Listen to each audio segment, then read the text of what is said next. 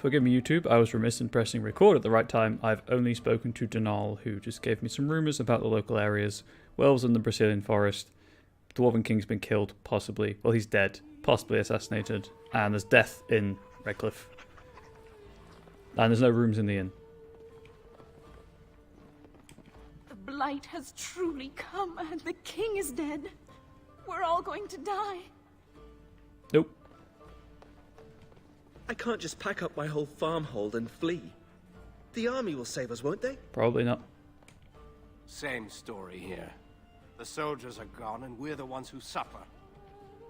We thought the soldiers would hold Lothering, but they've abandoned us again. Kaelin is... Kaelin? Tian Logain. Not a very reliable man. Leave me to drown my sorrows, stranger. Well, that's not very nice. But okay. We were lucky. We had the coin to pay the toll to those bandits. Many didn't. Yep, they're not a problem anymore. This is a... like a guild or something. Side quest chain. As I live and breathe, you're the Grey Warden everyone's been talking about. Is that something I could do for you? I represent the Blackstone Irregulars. We're a mercenary company that fell on hard times after the war with Orlais. I'm sure you know that times are getting worse every day. With your help, the Irregulars could be of use to Ferelden once more. Why should I help you? The Blackstone Irregulars fought alongside the King's army against Orlais. We've helped nobles defend their land and given our service to people in need for generations. Our current captain, Raelnor, is an honorable man who sees that we can do some good in Ferelden once more. He is so confident in our mission that he trusted the Grey Wardens would support us. How can I be of service? Our leaders thought you might be willing to help. Each of our posts in Ferelden will contain letters addressed to you. Unlike most who work with us, you're getting letters straight from Raelnor and Tauran, our leaders. I hope this tells you how highly the Irregulars regard the Grey Wardens. I'll take a look. Thank you. When you've completed a mission, just return to me or any of our members stationed at an Irregulars post. We'll make sure your efforts are rewarded. Maker's blessings light your path. I will kill you all if you play me false.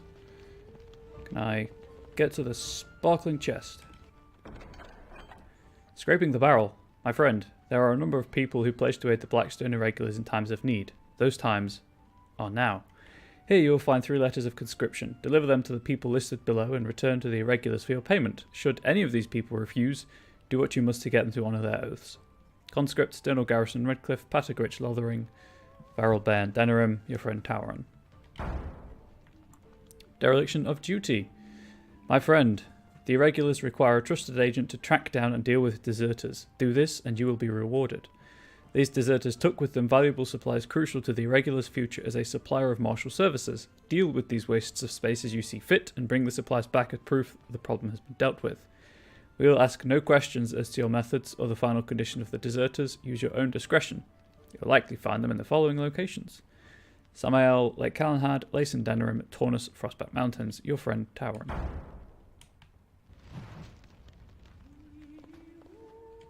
I brought my family to Lothering because I thought it would be safe. I'm trying to listen to the bard's song. Can we speak when they're done? I am trying to listen to the bard's song. Can we speak once they finish? Where is the bard? I hear the music.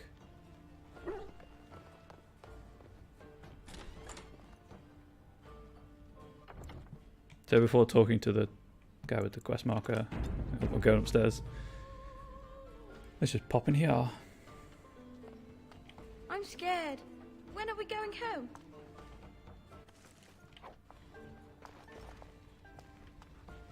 Enough! I'll not have my kitchen invaded by ramblers tracking mud in on their shoes.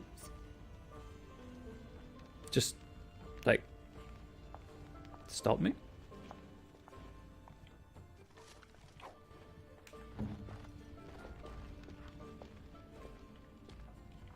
Yes, she can unlock chests. What now? What? Okay. Sure, why not?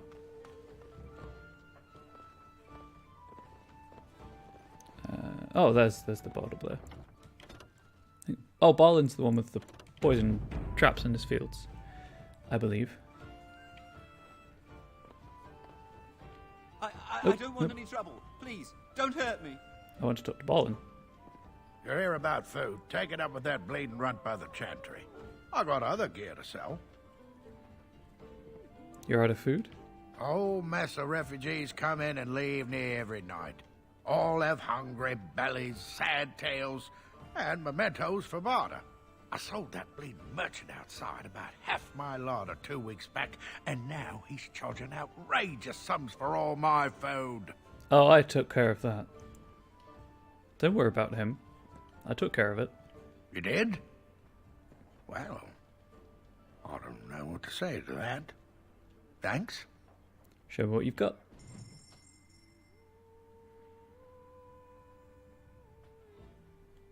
I see.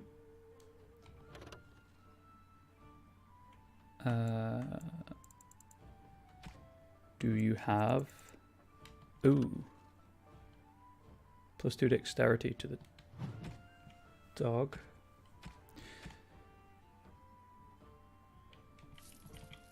Buy those.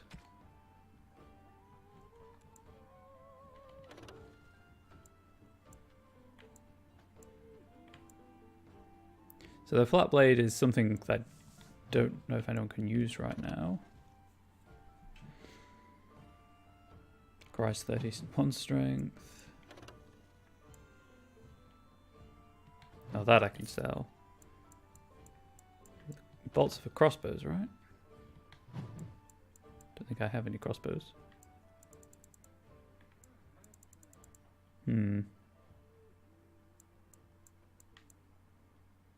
Guess I'll keep them just in case. Probably don't need all of this armor.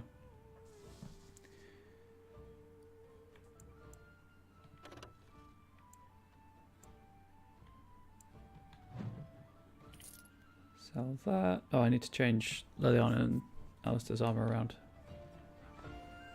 Now that I have Liliana.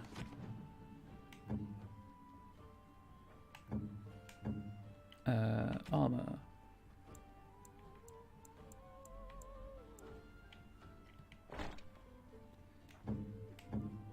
Liliana. Please tell me she can wear the... Oh, why can't she... 20 strength. And she is at... 18. Okay. So, soon.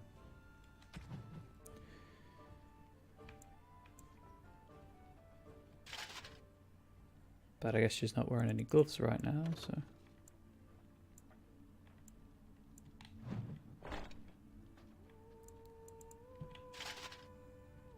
But the fatigue... Yeah, we'll go with the leather armor for the lower fatigue.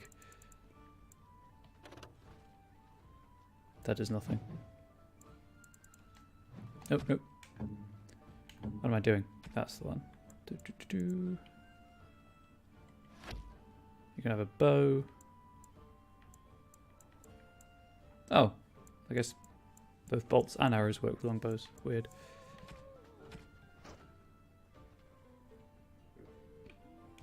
I guess you can have a dagger for now. Is that currently better?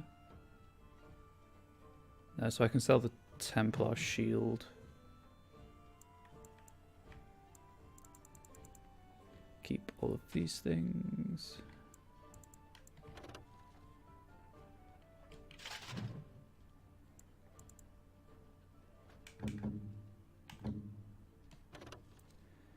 Yeah, I'm probably going to keep the robes on, to be fair.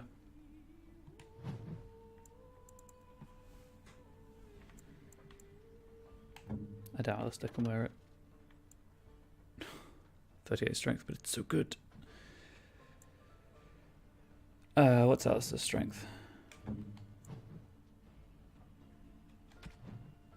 Oh, no, he can wear it.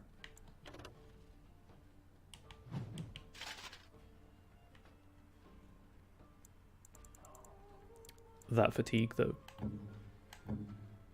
I don't have any caddises. So, sell some of the Hear armor about that I've food. got. Take it up. I got other gear to sell. Have any well-paying work in lathering? Check the no, don't suppose you know anything about I have poison. dabbled in such things. I figured if I'd pay good coin for some simple poison. Something to slow them beasties down or make them think twice. See what I can do? Thanks. I might have some ingredients in stock. Don't really know what you need. Show me what you've got. Oh, that's the crossbow. Anyway, so I don't need that anymore. I don't need that. I don't need that. I don't need that.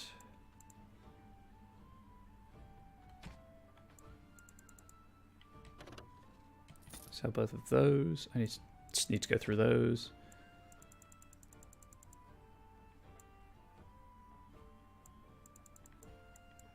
I have no idea what any of these does. Resistance to damages. Okay. I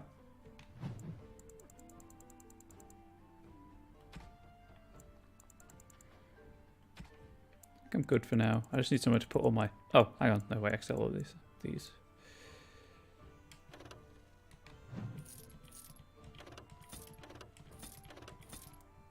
For the money, I believe. I don't believe they're used for anything else. Runes are for weapons. Right. Where would it be?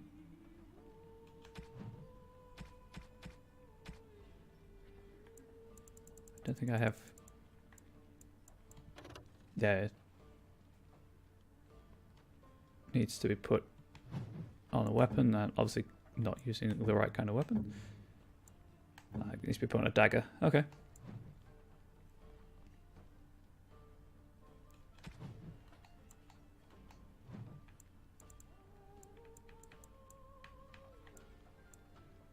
Oh, I don't have poison making either. Whoops.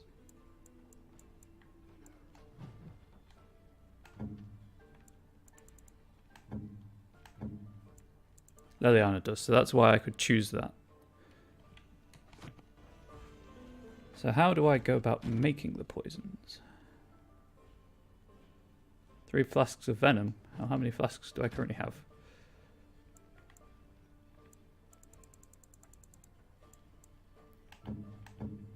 One.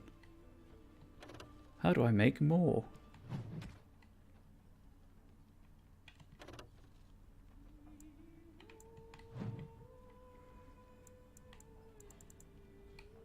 Because this is not something I ever did that I recall, so... Quickly check.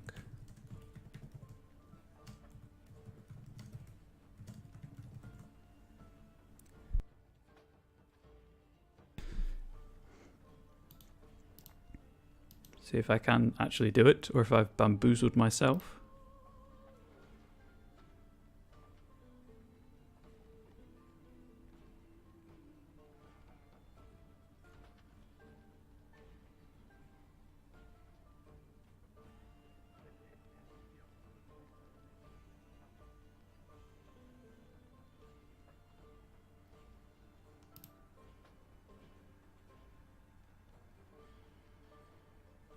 How do I... Oh, of course, I'll need the recipe, won't I? Do you sell the recipe? Any luck with that poison? Or you here to see my stock? Show me what you've got. Forgot everything was recipe based. What is the Amulet of Accord? Oh, cool.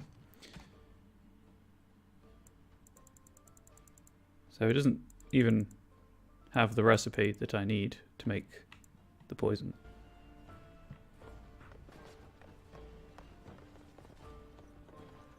Actually, it does.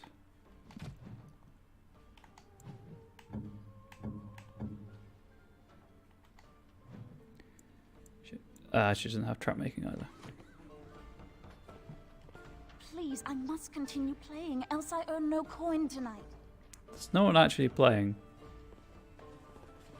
As if we needed more fighting here. Don't you see how scared everyone is? They're so scared they're not playing their instruments, but the instruments are playing themselves.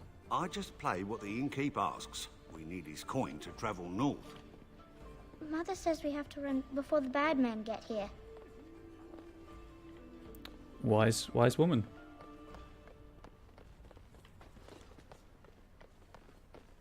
Alright, so there's someone here that I need to find to conscript. Oh, I should read the codex stuff, shouldn't I? That's a smart idea.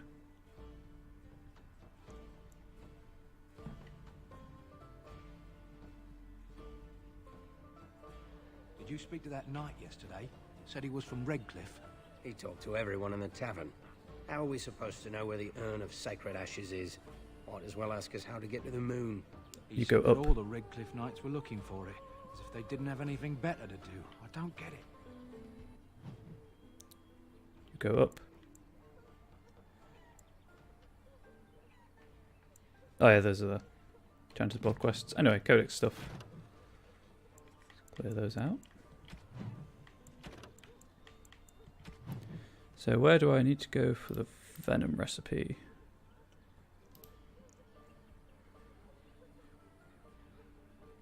Oh no, she knows it already.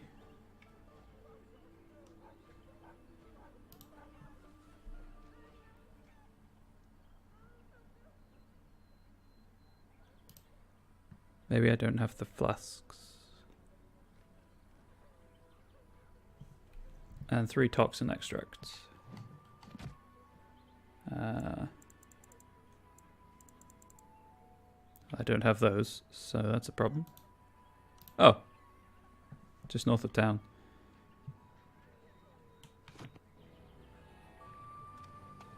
That's the trap making woman. So then one of these will be the Blackstone Irregulars. Bow down.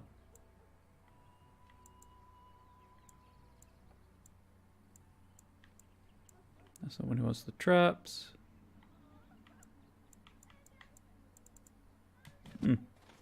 Let's not be here yet.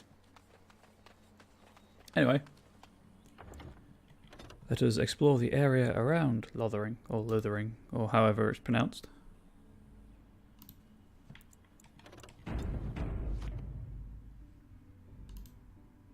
Oh.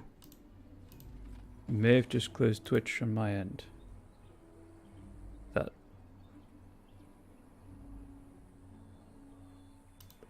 Okay, that worked fine. Just make sure that's okay still.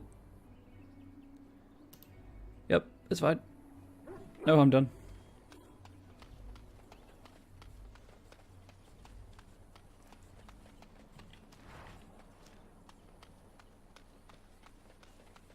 There's nothing else in here.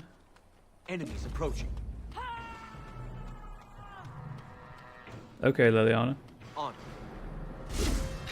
This should be easy enough. Let's get started. Let's get started. I tried to be merciful. Nope. On. This should be easy enough. Right.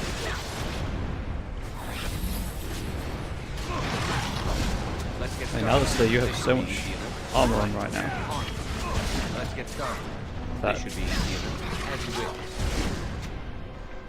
you really shouldn't be taking that much damage. Right. On. As you wish. Let's get started. On. This should be easy enough. Right. I guess they're just gonna stand there, huh? On. Let's get started.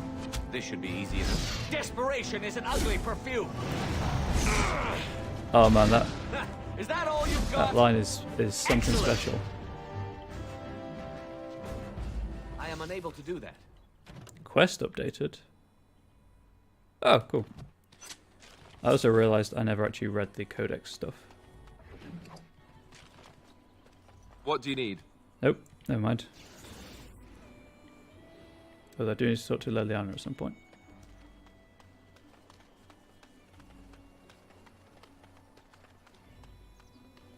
Anyway.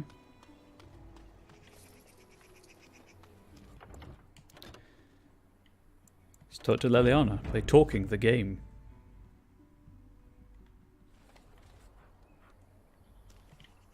Yes? What do you know of this place? Lothering? I think it started as a settlement by the river, and then grew when it became the place where two roads met. There are always people in Lothering, but many are just passing through. Let's talk about something else. Yes? I'd like to talk. Well, here I am. What was life like in the Chantry Cloister? Quiet. It was a life suited for contemplation. In the cloister, away from the fuss and the flurry of the cities, I found peace. And in that stillness, I could hear the Maker. But it was not perfect. Some of my Chantry fellows were condescending. That is the nature of religious folk, I suppose. I realised I need to equip her bow. Condescending, how? When I talked about my beliefs, that the Maker reveals himself in the beauty of his world, they treated me with disdain. They want to believe that he's gone, so that when he turns his gaze on them, it means they are special, chosen. He cannot possibly have love for all, the sick and the weary, the beggars and the fools. I prefer your ideas to the ideas of the Chantry. Thank you. Maybe I am wrong. But it is the Maker's place to decide if I am worthy, not men, not the Chantry.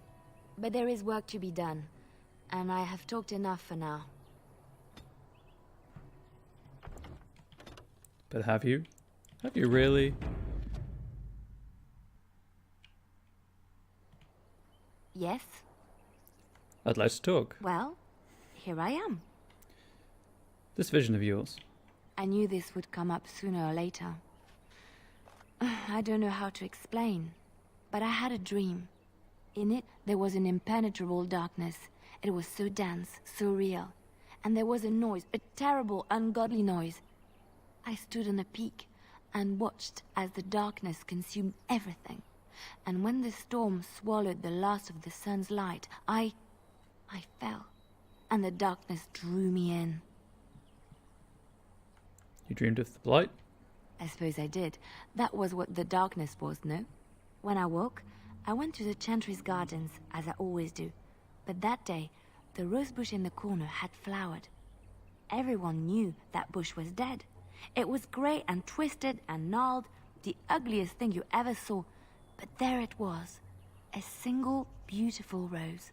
It was as though the Maker stretched out his hand to say, even in the midst of this darkness, there is hope and beauty. Have faith. Why not just plant a new rosebush? And this made you want to help me? In my dream, I fell. Or maybe I jumped. I'd do anything to stop the Blight. I know that we can do it. There are so many good things in the Maker's world. How can I sit by while the Blight devours everything? I suppose I couldn't sit by either. That is why you're a Grey Warden. Come, there's a Blight to stop. And then... because this may cause disapproval. Yes? Well, here I am. What would someone like you be doing in Lothering's Chantry? What is meant by someone like me? You don't seem to belong in a cloister, you know, a beautiful, charming woman like yourself. You just don't seem to belong in a cloister. Did you think I was always a cloistered sister? The Chantry provides succor and safe harbor to all who seek it. I chose to stay and become affirmed. Affirmed? We affirm our belief in the Maker, in Andraste and the chant, but other than that, there are no vows taken. So your skills were learned before your time in the Chantry? I was a traveling minstrel in Orlais. Tales and songs were my life. I performed, and they rewarded me with applause and coin. And my skill in battle? Well, you pick up different skills when you travel, yes? Yes, of course. Let's move on. Is that everything? Yes. Well, here I am. You were a travelling minstrel. Do you have tales to share? Of course I do. I love stories far too much to keep them to myself. Everyone should be able to benefit from them, I think. I agree. Tell me about Darkspawn. Chantry lore says it is man's pride that created the Darkspawn. In ages past, the mages of the Tevinder Imperium ruled much of the world we know. In their pride, they thought their magics invincible and imagined that they were greater than the Maker himself. So thinking, they invaded his golden city, planning to take it for themselves and depose their own creator. But they were impure and full of sin.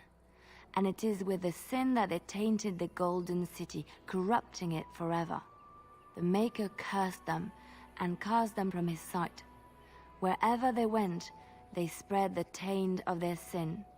Any land that was touched by the taint became blighted and would suffer no life. Instead, the Darkspawn arose to torment us and remind us of our hubris. Do you know any stories from Orlais? Of course, Orlesians enjoy telling stories.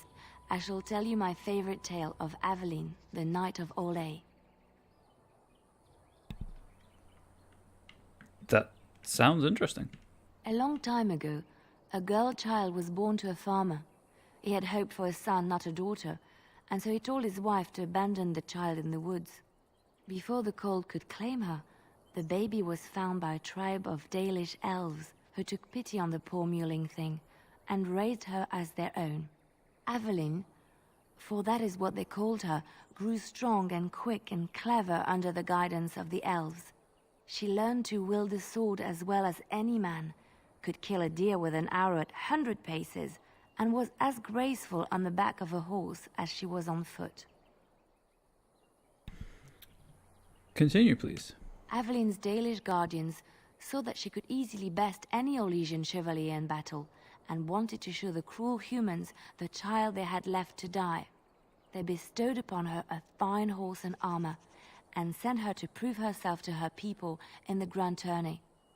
Now in those days, no woman was allowed to take up arms, let alone compete in the grand tourney, but Aveline kept her helmet on and was not discovered. Go on. Aveline won many events and gained the approval of the adoring crowd. Eventually, she came face to face with the knight Kaleva in the grand melee. Aveline had already bested him in the joust, and Kaleva was determined not to lose a second time. Out of desperation to regain his honor, Kaleva tripped Aveline and tossed her to the ground, ripping off her helmet as he did so. Silence fell upon the arena as Aveline was revealed. Kaleva declared the previous competitions invalid. A woman had taken part, and this was not allowed. But the crowd cheered for Aveline. Kaleva was furious, for he had lost to a woman and was now being shamed. Blinded by his rage, he forced Aveline to her knees. "Know your place, woman," cried he, and slit her throat. I was hoping for a happy ending. The son of the king, Prince Freyan, was present. He recognized Aveline's skill and bravery and began to see the injustice done to the women in his land. When he was made king, he rewrote the laws of Orlais so that women could also become chevalier. He honored Aveline and knighted her after her death. And to this day, any female who is knighted reveres Aveline the Brave, for she is the patron of all women chevalier. That's pretty cool. That's pretty cool. Tell me about... do you know any Forgotten Legends? I know one, told to me by my mother a long time ago. It always chilled me to the bone. Maybe you have heard of Flemeth? Yes, I've heard of Flemeth. Ferelden mothers scare their daughters with talk of Flemeth. They say that if you're bad, Flemeth will spirit you away and bind you to her forever. They also say that Flemeth mourns her lost beauty and will steal yours through your looking glass if she catches you. Tell me the whole story. Flemeth's beauty was known throughout the land. She had hair like unto a moonless night, skin as pale as winter's first snow, and eyes as beautiful and perilous as the sea. When she came of age, she came to the attention of the Lord of Highever, Conobar, and he took her for his wife. Conobar soon learned that his young bride had the gift of magic. He kept this a secret, for he feared that she would be taken from him. Flemeth stayed with Conobar for some years, and with his blessing, she practiced her art. And then one day, a young poet named Osen came to the castle. Flemeth was captivated by Osen's voice, and he by her beauty, and they fell in love. What happened then? Flemeth longed to be with her true love, and she and Osen fled from Conobar's lands, seeking refuge in the Kokari wilds with the Chasing tribes. They lived there happily for many a year, till the day Flemeth received news that Conobar was dying and longed to see her face one last time. Flemeth's heart swelled with pity for the man who once was her husband, and begged Osen to return to Conobar's side with her. But when Flemeth and Osen entered Highever, they were captured by Conobar's men, and Osen was slain in front of Flemeth's eyes. Flemeth was imprisoned in the highest tower of the castle, there to await Conobar's judgment on her. Distraught at the loss of her love, Flemeth plotted revenge against her husband. She summoned a fey demon, intending for it to wreak vengeance on Conobar. But a spell went awry. The demon possessed Flemeth. Turning her into an abomination, the halls of the castle ran red with blood as Flemeth slaughtered Conobar and all his men. The last of Flemeth's humanity melted away, and at dawn, she stole back to the wilds to plot and scheme for 100 years. They say she took to her side many Chasing men, and with their help, begat her daughter witches, who even now prowl the dark places of the Kokari wilds.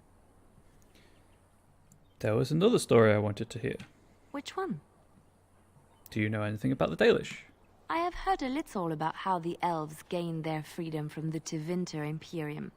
When Andraste began her exalted march against the Imperium, the elves joined her cause to fight their masters. The great elven leader, Shatan, born in captivity, rose up to lead his people. He foresaw a future where the elves were free. Shatan was killed when Andraste was betrayed, but the elves continued to fight, eventually breaking free of the Imperium. The elves claimed the Dales in the south and settled there in the land of their own. It didn't last. The elves lived in the Dales for centuries. They resurrected the worship of the elven gods and would allow the building of no chantry. This angered the chantry, and the hostility between the two factions finally broke out in open war. The chantry says the elves struck first, but I do not know whether to believe it. The chantry declared a wholly exalted march against the elves, named for Andraste's similar march against Tevinter. During the exalted march of the Dales, the elven cities were sacked, and the elven state completely dissolved. Some of the elves bitterly accepted their fates and surrendered to human rule, living in the human cities as second-class citizens. But others, still fiercely proud of their heritage, refused to bow to the humans, and instead became homeless wanderers. They were the elves of the Dales, the Dalish. And if you want to know more about them, play Dragon Age Inquisition and go to the Dales. Oh, Emerald Graves, I think. What do you know about Andraste? Andraste was the Maker's chosen. The Maker had long since abandoned the world when the sound of her singing turned his ear. Beauty, grace, and wisdom enraptured him, and he offered to take her from this flawed world to become his divine bride. But Andraste had an earthly husband and would not forsake him. Instead, she beseeched the Maker to return to his people once more. So earnest was her plea that the Maker was moved, and promised that he would create a paradise on earth if all abandoned their false gods and turned once more to him. And this is why Andraste began her exalted march on the idolaters of the Tevinter Imperium. The Maker granted her his powers with which to smite her enemies. Andraste brought the Imperium to its knees, and her victories converted many to the worship of the Maker. Tell me about Shartan again. When Andraste began her exalted march against the Imperium, The elves joined her cause to fight their masters. The great elven leader, Shatan, born in captivity, rose up to lead his people. He foresaw a future where the elves were free. Shatan was killed when Andraste was betrayed, but the elves continued to fight, eventually breaking free of the Imperium. The elves claimed the Dales in the south and settled there in a land of their own. Oh, whoops. This angered the Chantry. Yep. The Chantry, but others, still fiercely proud of How their did Andraste heritage. die? Alas, it was the frailties of men that betrayed and killed Andraste.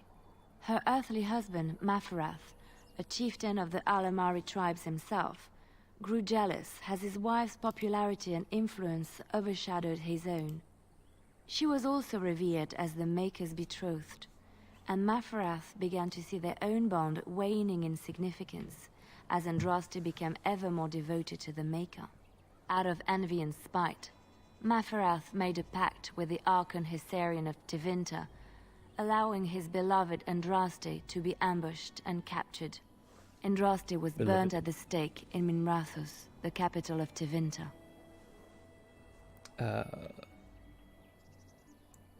But Tevinter has a chantry, doesn't it?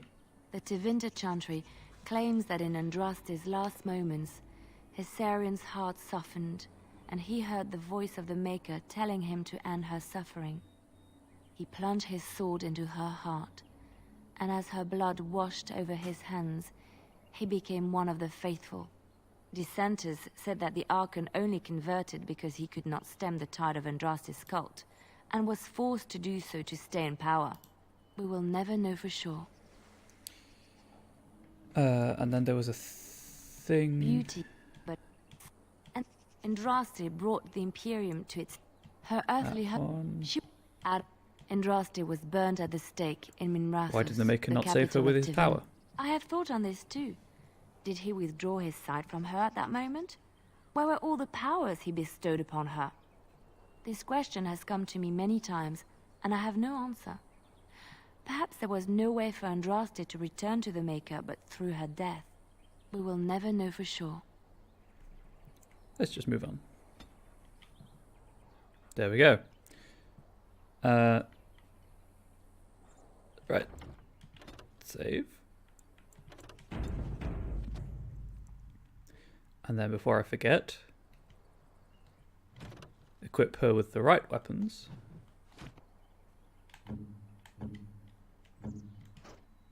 There we go. How are we doing on approval? Well, Snorri loves me, so that's good.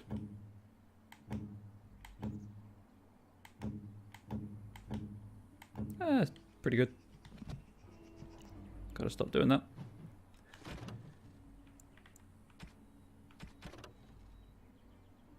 Okay, codex entries. Let's get this done. Leliana. In the cloister away from the fuss and the flurry of the cities I found peace, and in that stillness I could hear the Maker. A lay sister of the Chantry who can beat the stuffing out of trained mercenaries would be notable enough, but one who also claims to have been sent to fight the Darkspawn by the Maker himself is unusual to say the least. She joined Alistair and Rhaenol in Lothering, insisting that she would prove useful. There's more to Leliana than had even been apparent at Lothering, however. She spent much of her life as a bard in Orlais, a minstrel, assassin and spy employed by the nobles of Val Royeaux in their elaborate games of intrigue.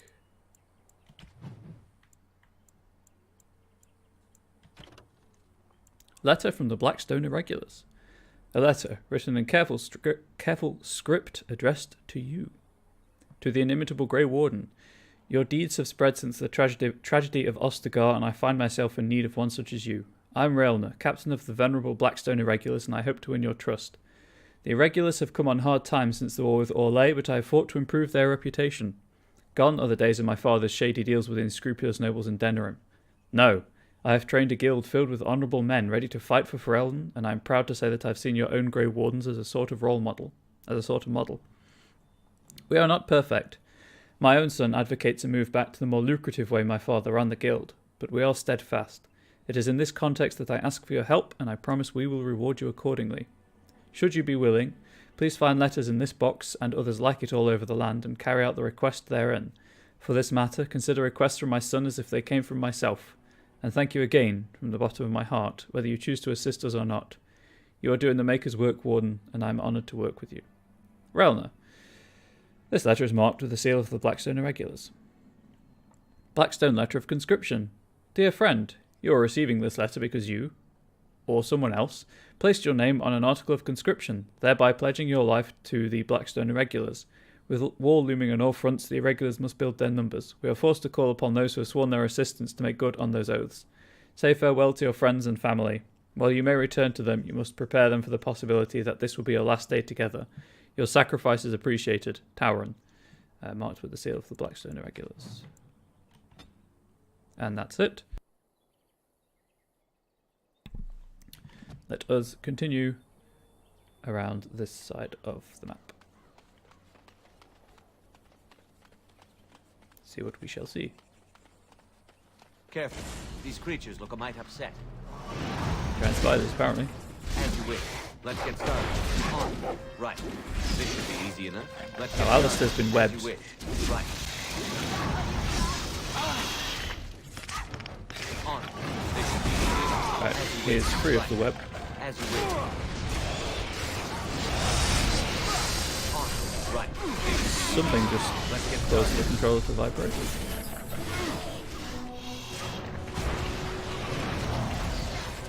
Nothing behind us. This should be easy enough. Let's get started. Right.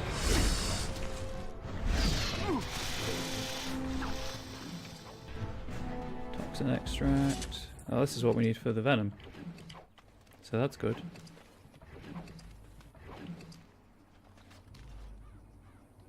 I don't think I have any flasks to put it in. As one would expect, extracted venom from various creatures often makes potent poisons. Yeah, but I don't have the flasks.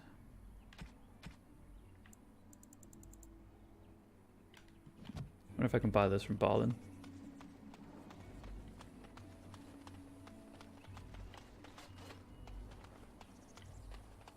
That's a pretty good way of saying no further.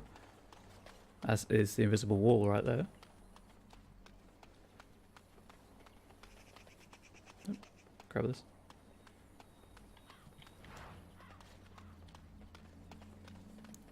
And this is more elf death root even.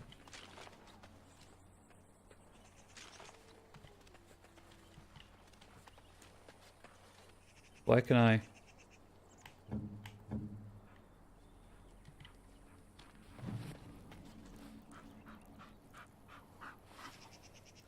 Oh.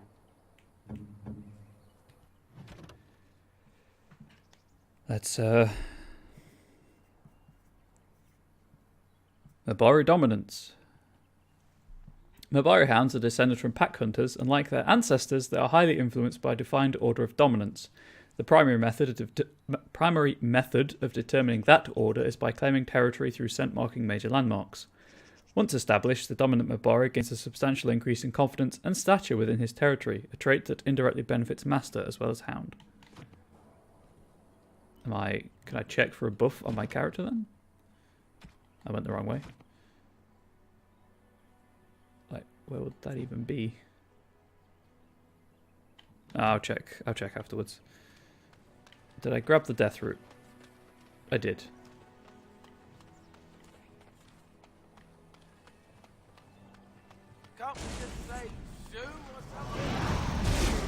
As you wish. No, Alistair, we can't just say shoe or something. Let's get started.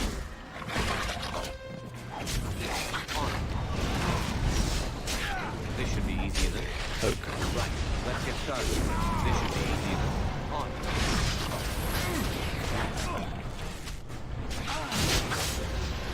Just as I was about to make him take the healing potion. Right. Let's get started. Okay, so I need to swap some tactics around to auto heal. I never liked this part. As you wish. On. It's either you or me, and it isn't going to be me. This should be easy enough. Just so I don't get Liliana in the blast.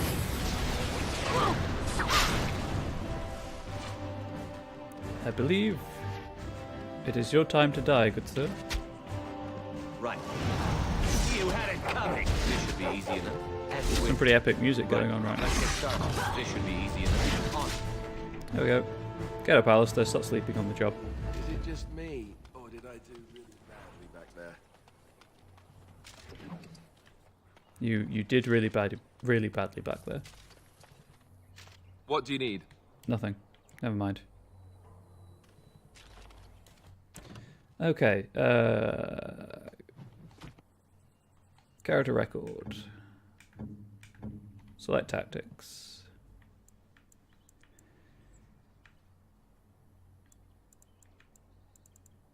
How do I...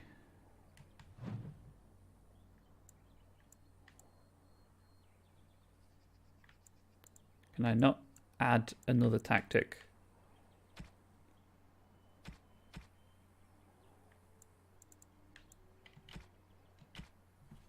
I guess not. Right, which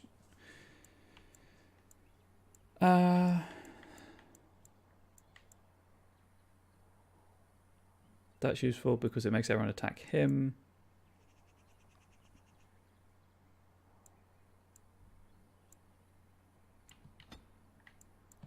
Self health less than 25%. Use item. Health poultice. See if that works out in the long run. Grab that. Just Grab like that. you wanted. Turn that off for now to get the mana back, because I might need it at whatever point.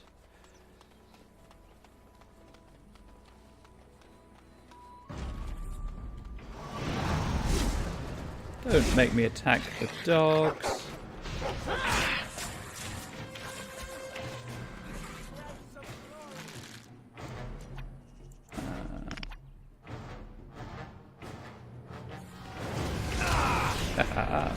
Enjoy being on fire, people.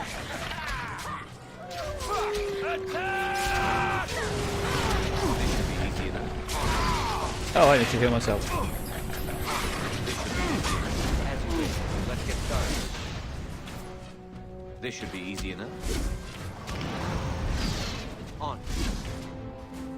As you wish. And heal myself Let's get again. started. As you wish. On. Excellent. That was a bit of enthusiasm there. Easy enough. As you wish. Let's get started.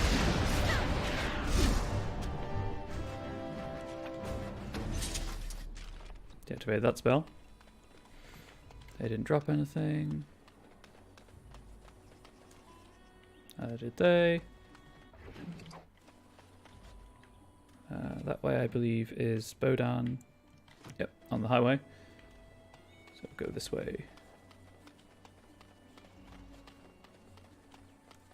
Hug this side of the map. Check out the windmill in the middle. Okay, they appear to have not noticed me yet. So let's see what they have to say for themselves. We done heard what was said. You're a warden. I don't know if you killed King Kalen, and make her forgive me, I don't care. But that bounty on your head could feed a lot of hungry bellies. Attack! Okay. I don't... But I didn't want to fight and kill you all.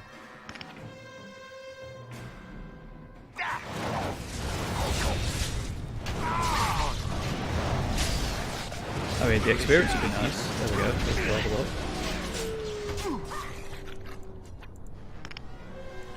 Still on cooldown. And it should be off cooldown.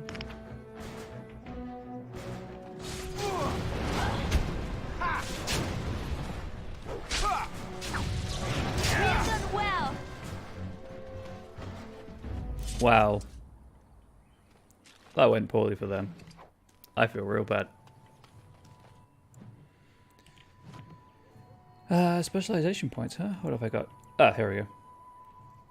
Spirit Healer. Not all entities of the Fade are demonic. Many are benevolent entities consisting of life energy, which can be called upon to mend flesh and heal diseases. Spirit healers focus on channeling the energies granted by these spirits, making them indispensable members of a party of adventurers.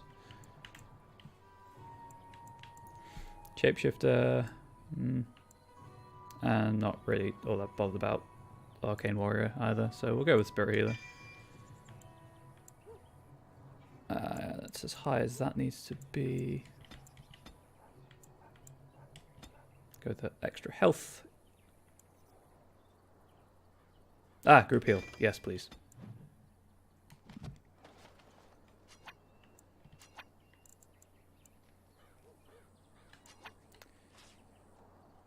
Actually, if I remap that to where heal currently is,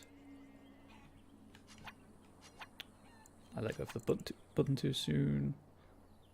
Assign. There we go.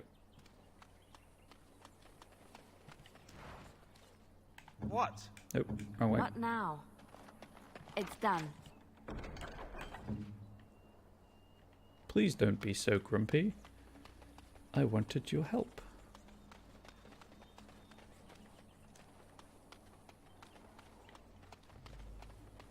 Let's back to the cage where Sten was. Can I investigate this any?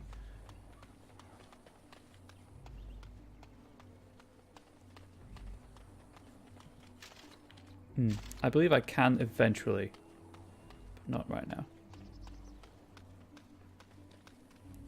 However, I have completed that Chanter's Board quest, so we're going to turn that in. Get the reward. Sell some stuff. Buy some flasks. The Chantry is that building.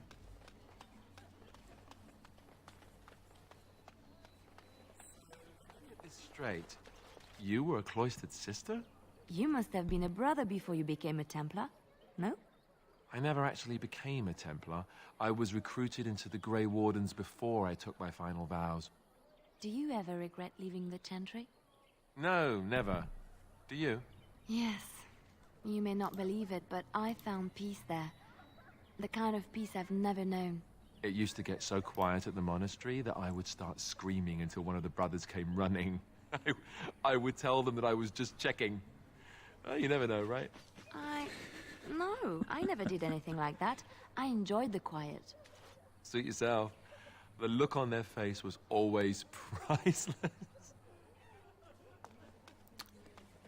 Alistair, you are a terrible person. Let him take notice and shine upon thee, for thou hast done his work this day. Nice. On behalf of, when bears attack, on behalf of Thed, the farmer, and his departed son, I inscribe this missive. As the Maker is my witness, I charge all those with knowledge of arms and armour to brave the dangers of the northern wood to find the family of bears that mauled and killed the boy Eneth. For they are an abomination in the Maker's sight, and their hides would prove great comfort to the northern farms and a solace for Thed's family. As chanter for Lothering, I do pledge a sum of 1 sovereign to whoever carries out this, the Maker's will. Exercise caution first and foremost, may his light bathe us all. A last keepsake.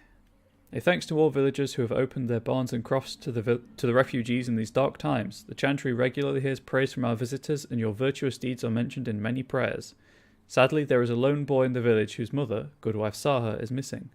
As she has been missing for the better part of a week as of this writing, she is presumed dead. May the Maker bless her passing.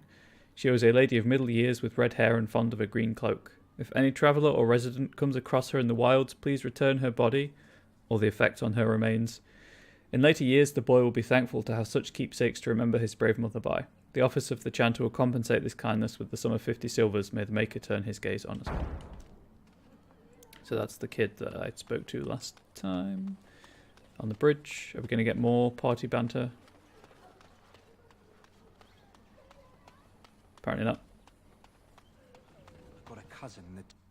As I said last time, the bridge is a kind of party banter point. Barlin. Nope, thank you. Any luck with that poison? Oh, yeah. Show me what you've got, because I don't need most of it.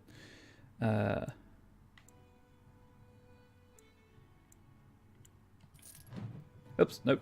That was the wrong button. Any luck with that poison? Back to what I was doing. Sell.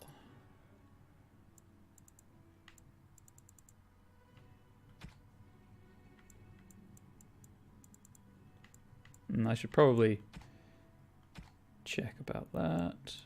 Right, do you have...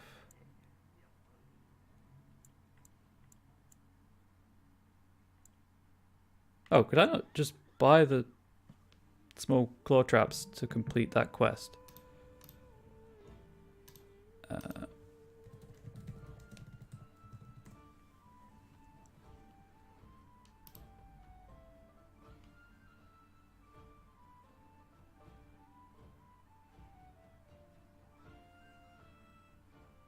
Traps are a girl's best friend, apparently.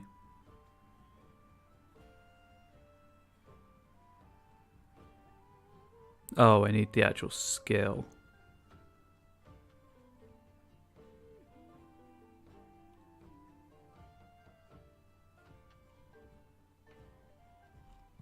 I see.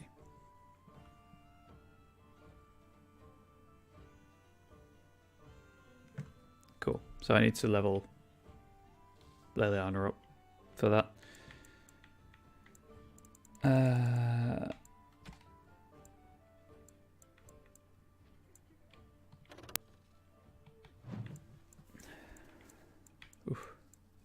Flask. There we go.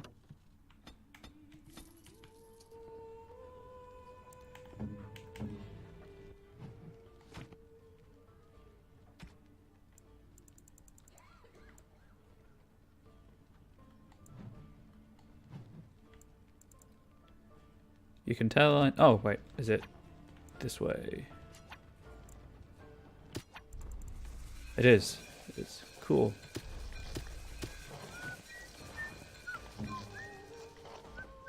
Any luck with that poison? Or you I have what you asked for. Splendid. If those beasties come on my land, I hope it teaches them a lesson.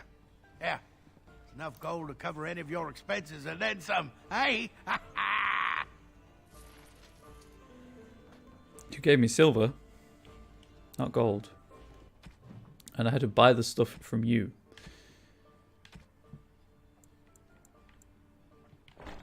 It's so stupid. Anyway.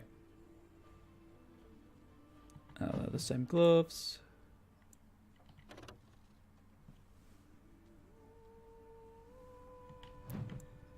Leliana might benefit from the... Oh, you have to be a mage. Okay, maybe not. He's currently wearing... Yep. I'm going to sell the headpieces.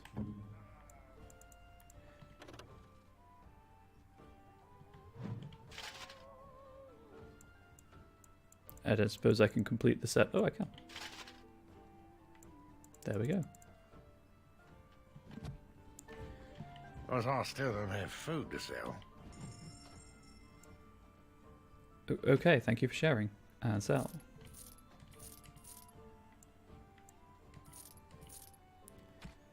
Keep those. Keep those. Those. I think I had that. And no junk. Cool. Should be good. Probably start doing something with these, but there we go. Head back out to Lothering.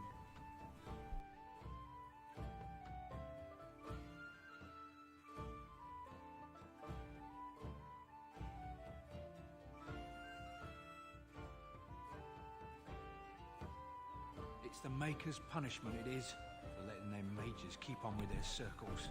Should kill them now, just to be safe. I will poke with my stick. How close is anyone to leveling up? Alistair's almost there. Looks like Alistair might be the one to learn trap making.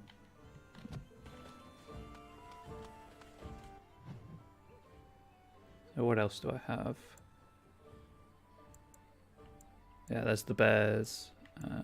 Cool. Take care of these. Go back to the chantry board for that reward.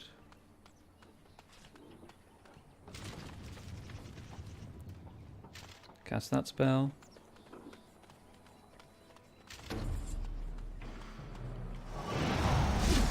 As you wish. Right. This should be easy enough. Let's get started. Right. That is a lot of wood. Defend yourself! Spells. Flame Blast. Let's get started.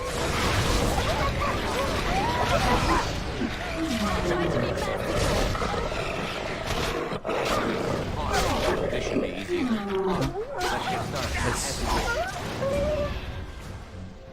Not a lot of XP, but it all adds up. Why does she have her bow equipped again?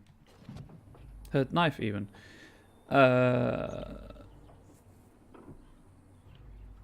Strength. Willpower. Constitution.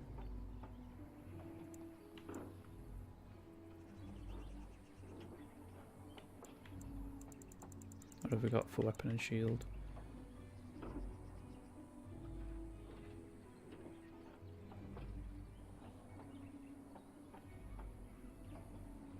Okay, that's a possibility. Or taunt.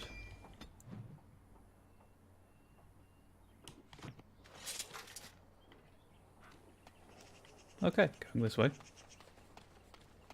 That body wasn't there before. You found the body of the boy's mother and have recovered her keepsake. Well, feels bad, man. F's for that lady. And then there are bears now.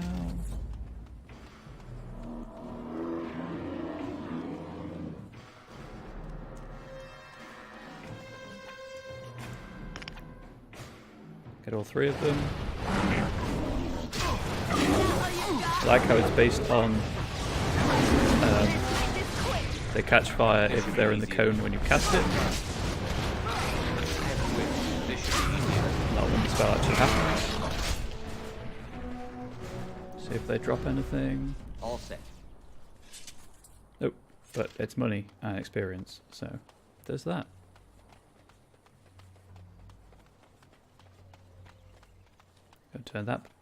Go and turn that in.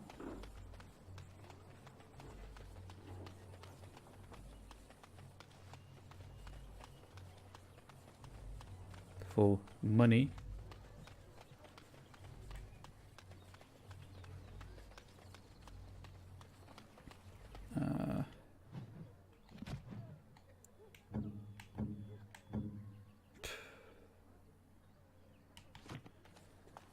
Not all that much experience. I think that every time I look at you.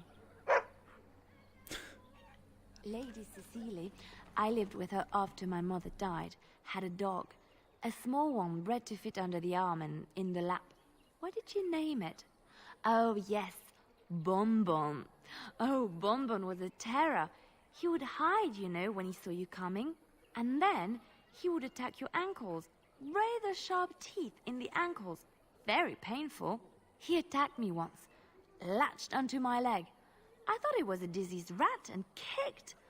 Bonbon flew across the room and over the baluster. He survived, but he never came near me after that. I don't think I would either, if I've been perfectly honest. Oh, no, you talk to the chanter. Blessed are the peacekeepers, champions of the just. And the stars stood still, the winds did quiet, and all animals of earth and air held their breath. All was silent in prayer and thanks. Sweet. That's those taken care of. Right, let's go and rescue Bodan. And Sandal.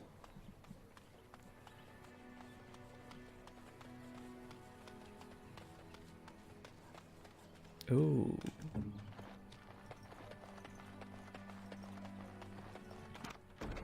What's next? I think there's a lock chest over by the refugee camp, but I can't be bothered to run all the way back just yet.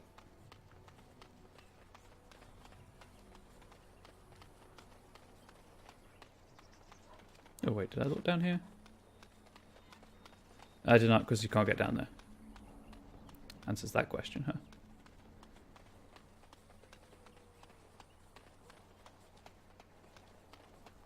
Back onto the Imperial Highway, I guess. Grab these things first.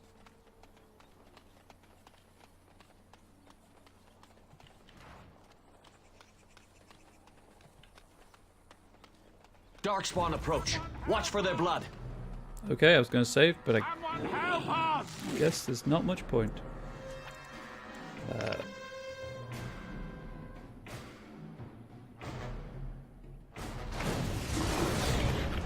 I know it does depend on when the spell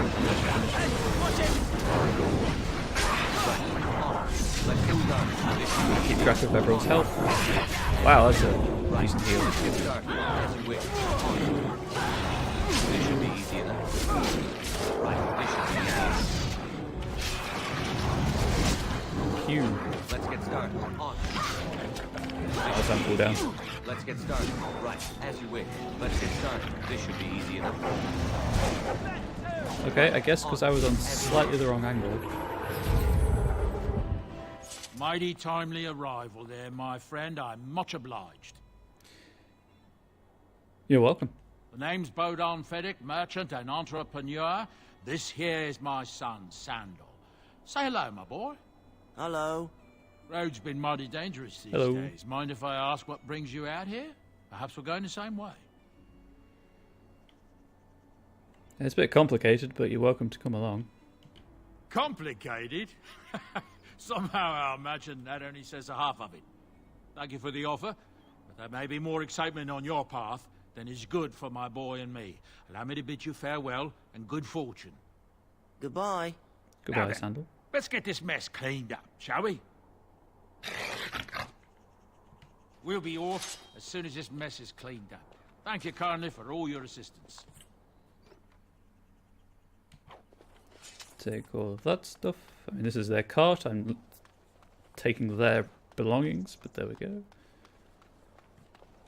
We'll be off as soon as this Oh mess yeah, I is think I've got to cleaned wait until up. Thank you something kindly else.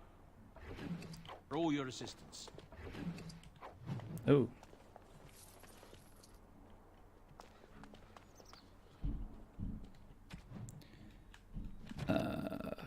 Do.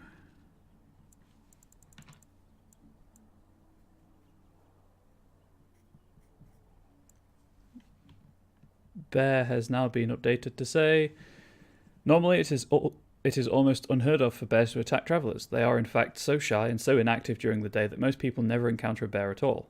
However, should a bear be provoked, they are remarkably dangerous. The normally placid-seeming creatures become enraged and can strike massive blows with their paws, capable of knocking a man off his feet. And Maleficorum regrets, I won't go back. Let them hunt and dread finding me, but you, Melis, should not live this life. It would please me if you found a life in the Circle Tower. I left a few things there, mostly stolen from the enchanters. Sell them to fund a new path. The cache is in the study area, middle alcove. Goodbye. Belgrus. Okay, so I can't actually do that quest yet, because I have to leave. I believe, so, and wait for something else to trigger.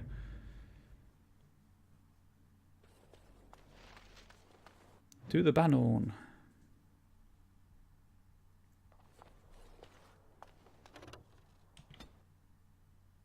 Circle of Magi's Tower, standing off the shore of Lake Calenhad, precedes the Mages themselves. It was built by the Avar 1,000 years before. 1,000 years ago, before being conquered by the Twinter Imperium.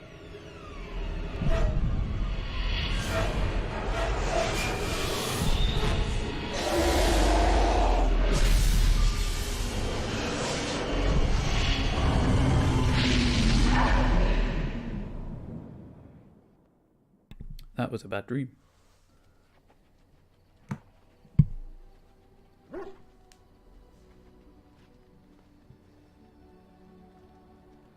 Bad dreams, huh?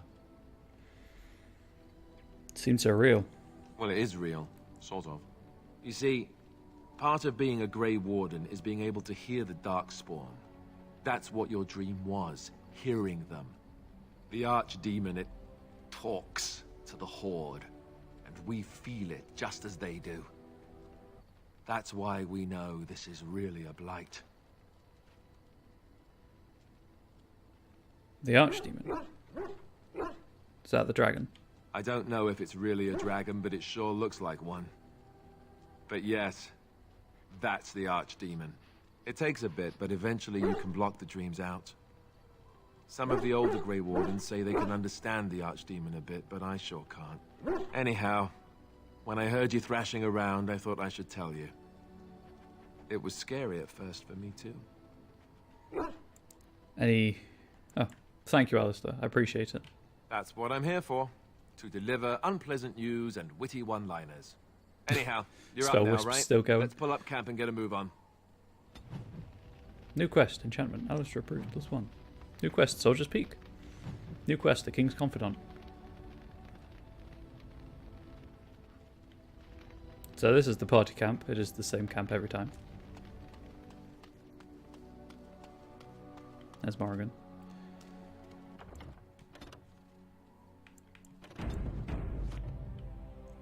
So this is the point at which the approval, disapproval in conversations doesn't make that much of a difference. Ah, it's good to see you, my timely rescuer.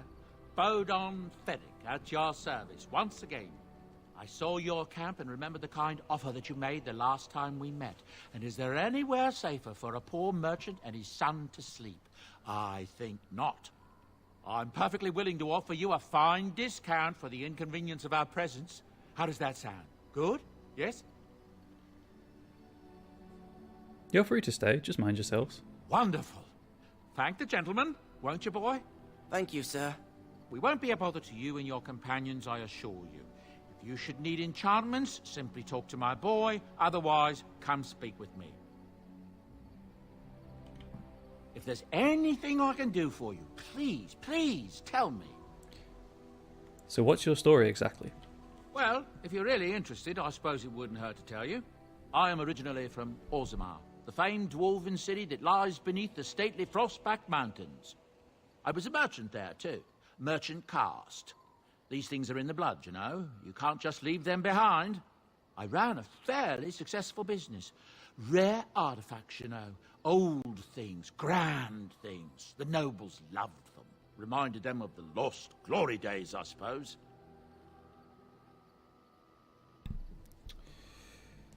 Lost Glory? Our kingdoms once spanned the length of Thados, from majestic Orzammar to Kal Sharok to glittering Darmalin far to the west. They say the gold and silver veins ran so thick through the stone of Darmalin that the entire city sparkled. The Darkspawn took it all, of course. One by one, the old Tigers fell, and then all that was left was Orzammar. But we were talking about how I ended up here, weren't we? One day, a noble woman came to my stall. She looked around for a bit and then started shrieking in dismay. Apparently, she believed that a pair of braces I had for sale once belonged to her brother. He'd been lost in a cave-in, you see, while on an expedition to clear out the Darkspawn from one of the tunnels running close to the city. They were made specially for him. They're unique, she shrieked. He stole them from my poor brother's corpse. She had me arrested on the spot, of course. Nobles, they're touchy like that.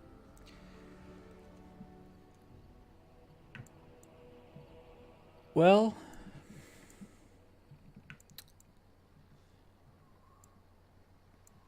I'm not going to accuse him of theft. What happened then? Well, I didn't steal them. You see, I'd been paying these castless thugs to venture out into the deep roads for me. There we go. The lost tigers. They're full of things that people left behind. Sometimes you can find a treasure. Something worth a little gold. Better to do something with them than leave them to rot. That's exactly how I see it. The noblewoman, she wasn't too happy with the theft of her brother's braces. I don't know what they planned for me, and I didn't want to find out. Bribed the guard that was watching me and took off for the surface first opportunity I got. Never looked back. And now here you are. Yes, here I am. Now, is there anything the boy or I can get you? Where do these goods come from? Not the deep roads. Look, we don't rob people, all right? We don't take things from people that need them. The things in the Law's ties, what good did they do lying there? That's not I what brought them back to Orzammar, where people could look at them and remember. It's not all that different up here. There are places long abandoned by the humans everywhere. Even more now with the Darkspawn coming. What do you mean? People flee from the Blight with good reason, but they forget things. Things with value and meaning. They leave them behind because they're frightened and desperate. And sometimes, my boy and I, we find our way to these places before the Horde descends, and we save these things. I take them away so the Darkspawn don't get them. Is that so bad? They destroy everything they touch. I suppose it's better than having the Darkspawn take it all. That's what I tell myself, too. Ah, these are dark times indeed. Dark times, my friend. You didn't mention your son in your tale. Ah, yes. I'm married to a fine woman back in Denerim, it's true. She'd give me a son if she could, but that's not likely to ever be. Sandal here. I found him in the deep roads years ago. Abandoned, I think. And he was never quite right in the head. I took him in, and I brought him with me when I came here to the surface. He may not be my blood, true, but I think of him as one. We left Orzammar. That's right, boy. Maybe one day we'll see it again. Blood isn't all that important. That's how I've always felt. As long as he's happy, so am I. It's not as if I don't benefit, mind you. Turns out the boy's a natural working with enchantments. He might have even been lyrium-addled. I never thought of that before, to be honest. Happens sometimes. He can work an enchantment into just about anything, however, given some time. Could probably open his own shop, if he knew how. Enchantment. Well, he does seem to enjoy it, at least. Have you heard any rumours? I heard a strange rumour the other day. King Kaelin was not really Merrick's son, you see. Merrick's real son is hidden in the bowels of Denerim's palace and has been since he was born. I suppose they feed him cakes all day to keep him content. Maybe he's simple. Or a mage. Merrick's real son, a mage. Can you imagine? That's what I've heard on the road, anyhow. Take it for what it is. Anything of equally fantastical provenance? Habron, daughter of the Earl of Southreach, has spent an exorbitant amount of her father's coin buying puppies. No one knows what happens to the puppies, and she buys a new one every week. That's what I've heard on the road, anyhow. Take it for what it is. I'm hearing many tales of corpses clawing out of their graves, all over. Not just people either, animals too. Just yesterday, a farmer told me about the kitten his daughter had buried behind his barn. Little thing came back to life and crawled up, mewling as loud as you please. His daughter was delighted, at least until it just about chewed her finger off. Strange days, I tell you. That would be That's strange, what I've yes. heard on the road, anyhow. Take it. I've heard a rumour that the reason Queen Enora has never produced an heir is that she's barren. It's a curse from the Maker for bringing a commoner into the royal line. Until someone of royal blood is put on the throne, there will never be an heir.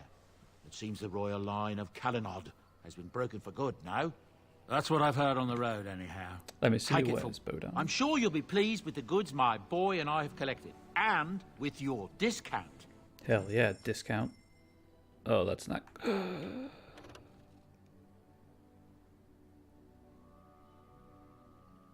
Oh. +1 con, +10 nature resistance, +5. Ah. I mean, currently just have a piece of wood, so there's that. I might purchase that. That is 131 gold pieces. There's the helmet to go with the Blood Dragon plate, and there are the gauntlets to go with it for the full experience, for the full armor set. Buy those for now.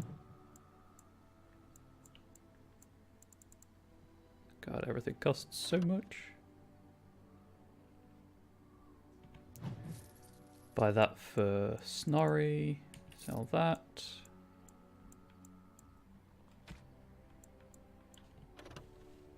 Ooh. Give that to Alistair. I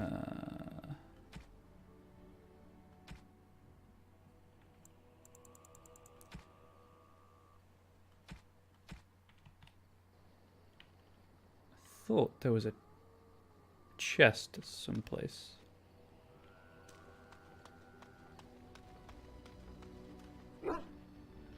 Could have been wrong.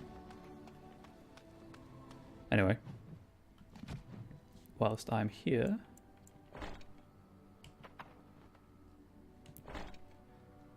My bad. There's a fine... Oh. Oh, that's the right one.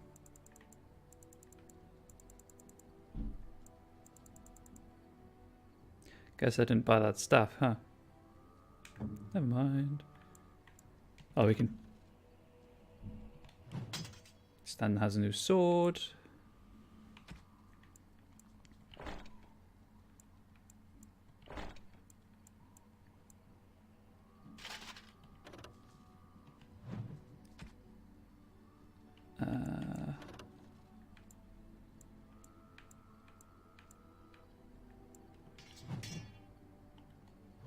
He currently has no armor. There we go, Alistair. It's better than your current longsword. It is. Don't have any other bows.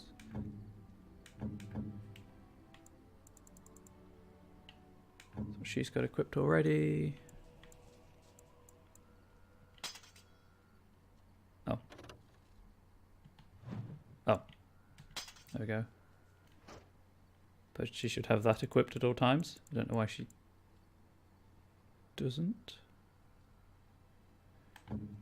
Unless it's just that she doesn't have any magic arrows equipped. I don't know.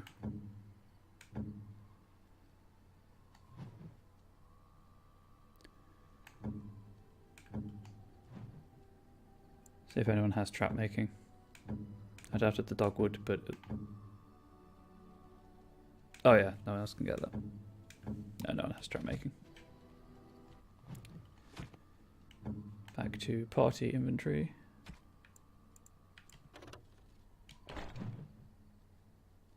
There we go, so I could sell that now. And...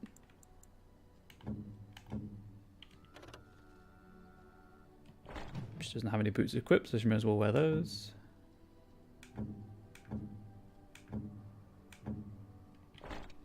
Oh, whoops.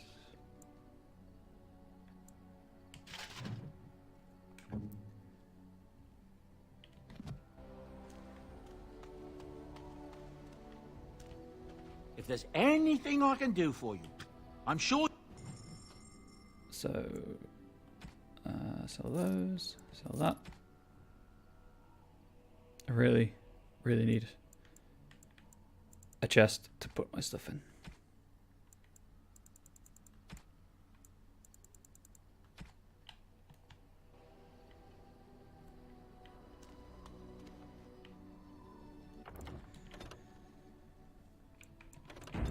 Oh dear. Okay, anyway. What does Sandal have to say? Hello. The boy's a bit simple, but he's rather good with enchantments. One of those tranquil fellas actually called him a... what was it now? A savant. I had no idea such a thing existed. What enchantments does he do? He can fold lyrium into almost any weapon or piece of armor, though naturally some of the more extravagant materials will take more lyrium than others. It's a process that some of the master smiths back in Orzammar will perform, but my boy here is just as adept at it. Isn't that right, boy? Enchantment! And there you have it. He really likes enchanting. Enchantment!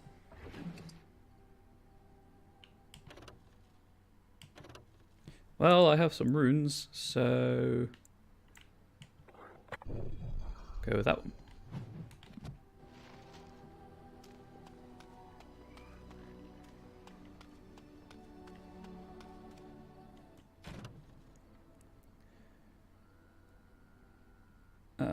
That was just to enchant that.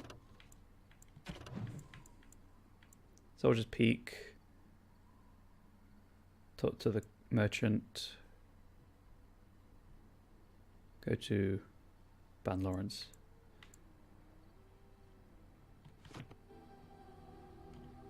If there's anything I can do, I'm...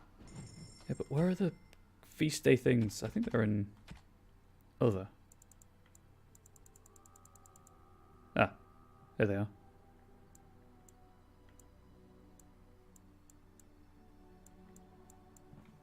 As are the pranks, of course. Is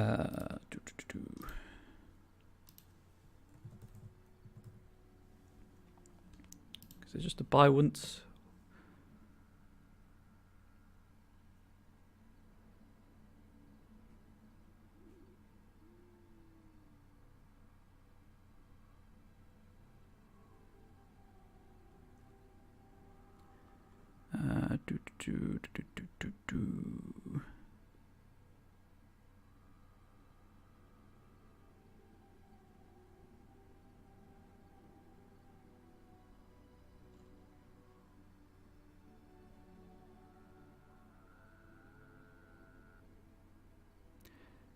Ooh. So the chest is elsewhere. Okay, that's fine.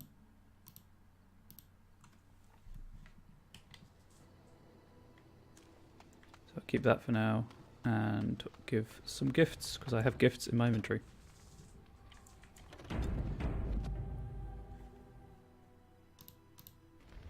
Let's just make this easy on myself.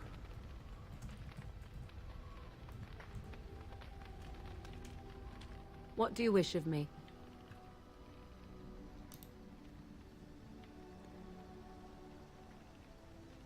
Ah. Never mind. 1 second. You have to do it through the inventory.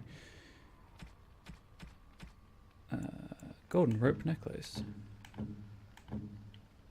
I am grateful. 'Tis thoughtful indeed.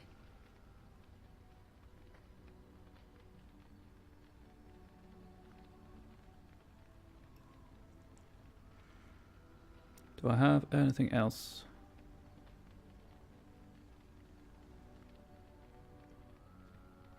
That she likes.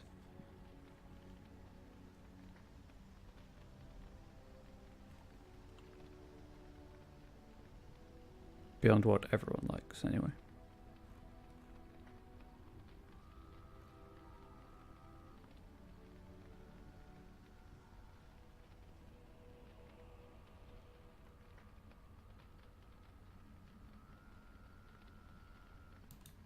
What?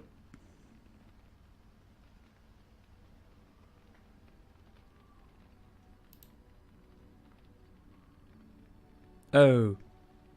Yes, of course. That character.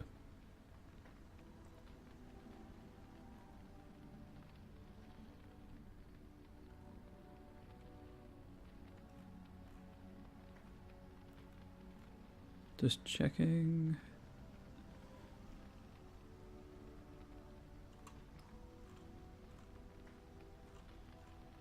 So it's just a generic gift. Okay. A fine gift. You have my that? What do you wish of me? 1 second. So if you give them the feast day stuff, that's a instant 50 approval.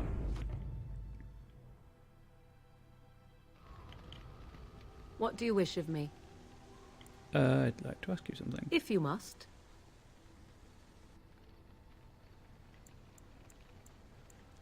I think I've asked all these. By others, do you mean yourself? Yes, I'm considering it. Then I shall teach you what I can whenever we are in camp, provided you have the will to even make the attempt, that is. Okay. What do you wish of me? If you must. Did you grow up in the Kokari Wilds? Why do you ask me such questions? I do not probe you for dear. pointless information, do I? You can probe me anytime. I'm curious, what's wrong with that? Any number of... What is it you asked? If I grew up in the wilds? I'd have already asked this. Curious question. Where else would you picture me? For many years it was simply Flemeth and I. The wilds and its creatures were more real to me than Flemeth's tales of the world of man. In time, I grew curious. I left the wilds to explore what lay beyond, never for long. For the most part, Flemeth taught me well. For all that I had been taught, however, the truth of the civilized lands proved to be overwhelming. I was unfamiliar with so much. So confident and bold was I, yet there was much that Flemeth could never have prepared me for. Yeah, I don't think I have asked this because of her prickly nature to begin with. Very daring, that sounds like you. Equal parts daring and foolhardy, perhaps. Only once was I accused of being a witch of the wilds, and that by a chastened who happened to be traveling with a merchant caravan. He pointed and gasped and began shouting in his strange language, and most assumed he was casting some curse upon me. I acted the terrified girl, and naturally, he was arrested.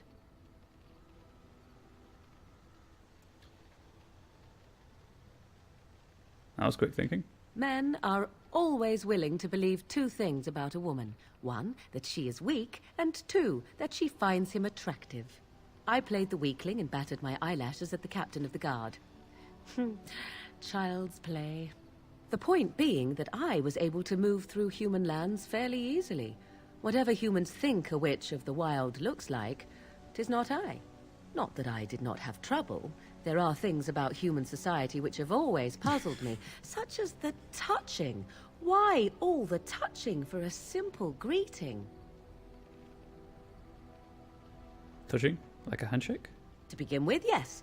What is the point of touching my hand? I find it an offensive intrusion. There were many nuances that Flemeth could never tell me of. When to look into another's eyes. How to eat at a table. How to bargain without offending. None of these things I knew. I still do not understand it all, truth be told, but then I gave up long ago any hope of doing so.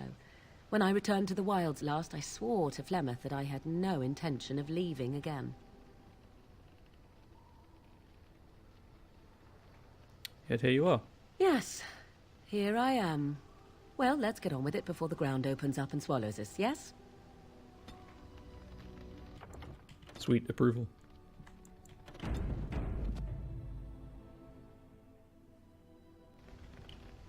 What do you wish of me?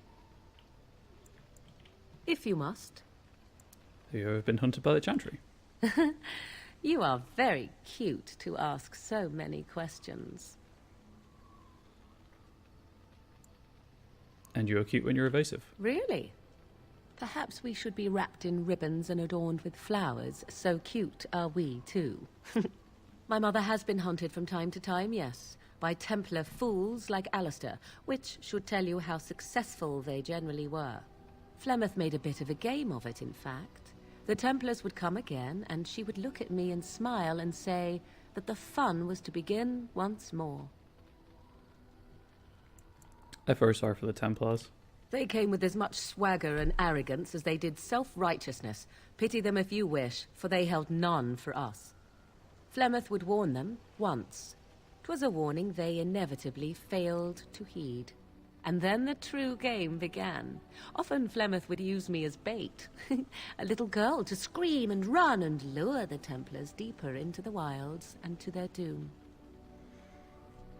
Surely more would have followed. Sometimes. Eventually. Thankfully, the wilds is a vast place.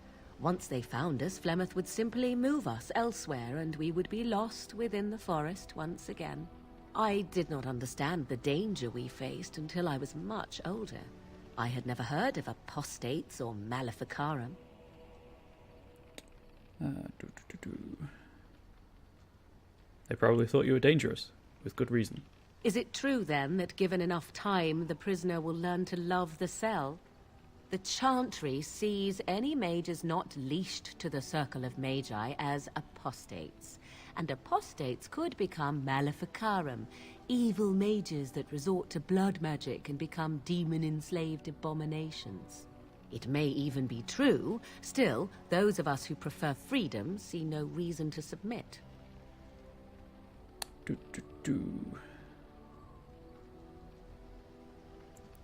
Let's not annoy her.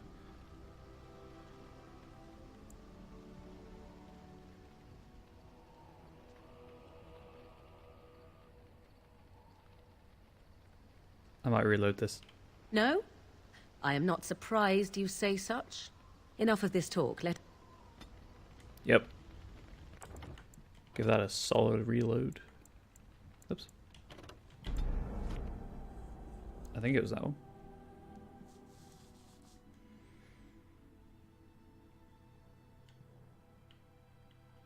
Talking, the game. Dragon Age talking. What do you wish of me? If you must. You are very cute. Really? My mother has been... Flemeth made a bit of a game of it, in fact. They came with this...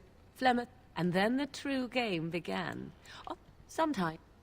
I did not understand the danger we faced until I was much older. Just picking the same options again. It may even be true. Still, those of us who prefer freedom... have you no responsibility? Responsibility to whom, exactly? I will point out that we lived in the middle of a remote wilderness. Granted, eventually we might become dread abominations and endanger others. Possibly. Such is simply the price that nature demands. Enough of this talk. Let us return to the task at hand. Okay, she dislikes that option more than the defending the circle option. Good to know. And again, I'm playing the game my way, so if you don't approve of all this, sorry, I guess. Let's just agree with her. What do you wish of me? If you must. You are very cute. My mother... Flemeth made a bit of a game of it. They came... And then the true game began. Sometime... I did not understand the danger we faced until I was... Is it true that... It may even be true. Still, I agree completely. An interesting answer for a mage. Enough of this talk. Let us return to the task at hand. Okay, so one of those previous options is one that she disapproves of.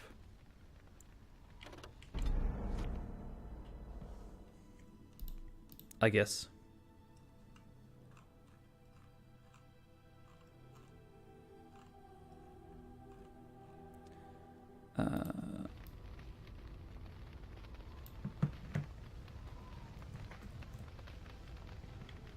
What do you wish of me?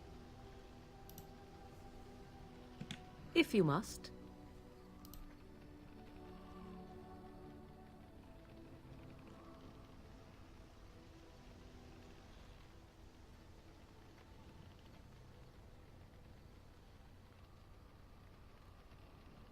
Ah, here we go. Deep in the wilds, idle conversation.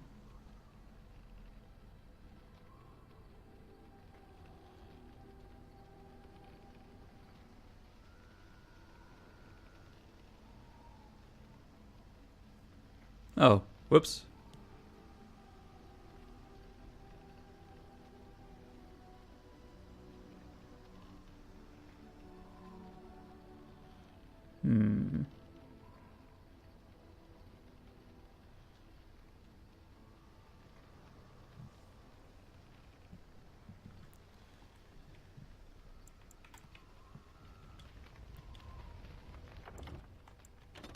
Apparently, I may have missed something.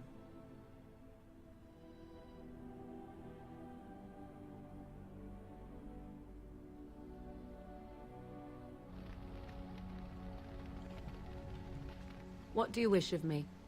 If you must. By others. Let's have this do you again. mean yourself? Then I shall... Okay, so what do you wish of me? That's that. If you must. Why do you ask me such questions? I do not probe you for pointless information, do I? This apparently initiates the romance, so... Beg pardon then, while I jump for joy.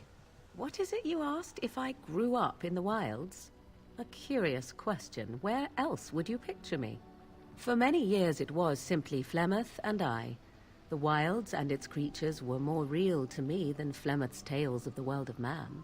In time, I grew curious. I left the wilds to explore what lay beyond, never for long. Brief forays into a civilized wilderness. And you remained unnoticed? For the most part. Flemeth taught me well. For all that I had been taught, however, the truth of the civilized lands proved to be overwhelming. I was unfamiliar with so much. So confident and bold was I, yet there was much that Flemeth could never have prepared me for.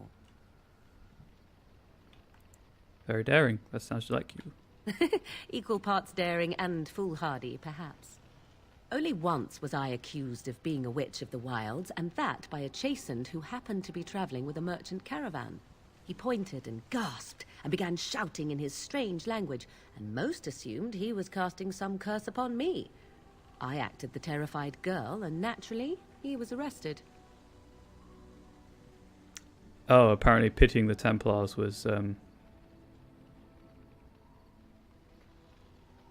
not the right thing to say.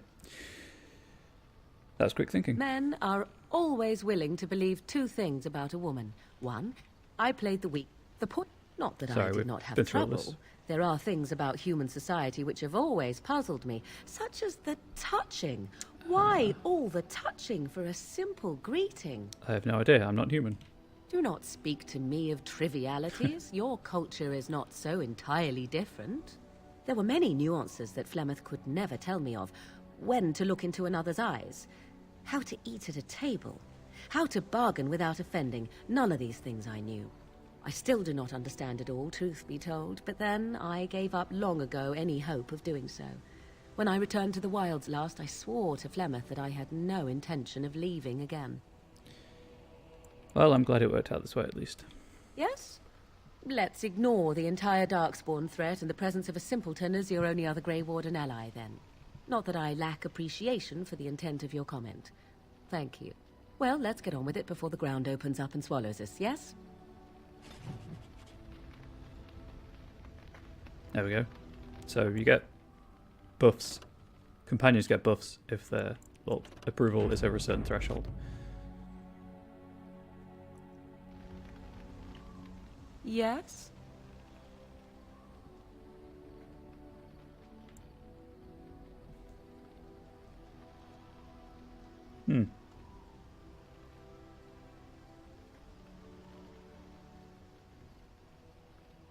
So life in the wilds must have been very lonely.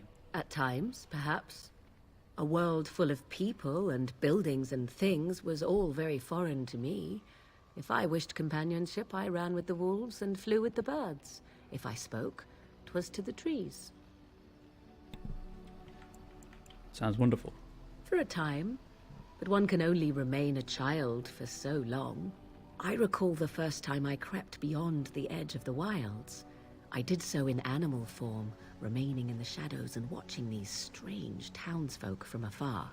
I happened upon a noblewoman by her carriage, adorned in sparkling garments, the likes of which I had never before seen. I was dazzled. This, to me, seemed what true wealth and beauty must be. I snuck up behind her and stole a hand mirror from the carriage. 'Twas encrusted in gold and crystalline gemstones, and I hugged it to my chest with delight as I sped back to the wilds. I can't imagine Flemeth was pleased. She was not. Flemeth was furious with me. I was a child and had not yet come into my full power, and I had risked discovery for the sake of a pretty bauble. To teach me a lesson, Flemeth took the mirror and smashed it upon the ground. I was heartbroken. But you were just a child. And a foolish one. Flemeth was right to break me of my fascination. Beauty and love are fleeting and have no meaning. Survival has meaning. Power has meaning. Without those lessons, I would not be here today, as difficult as they might have been. Kind of feel like the obvious one is number 3. They made you stronger, didn't they? They did indeed. To return to your original question, perhaps my time in the wilds was indeed lonely, but such was how it had to be. I find myself at times wondering what might have become of the girl with the beautiful golden mirror, but such fantasies have no place amidst reality.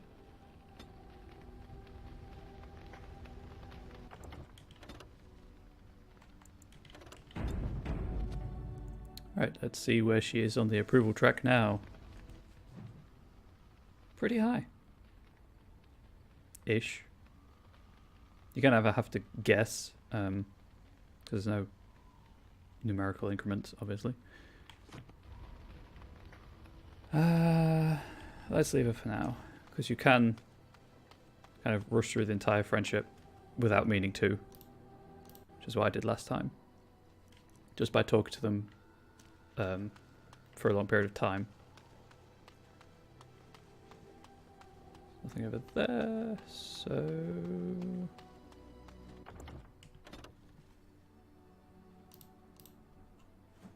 I guess talk to Sten.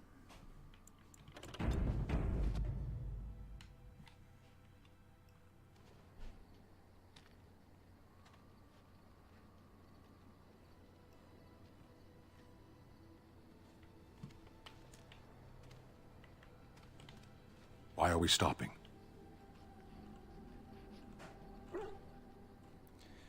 Well,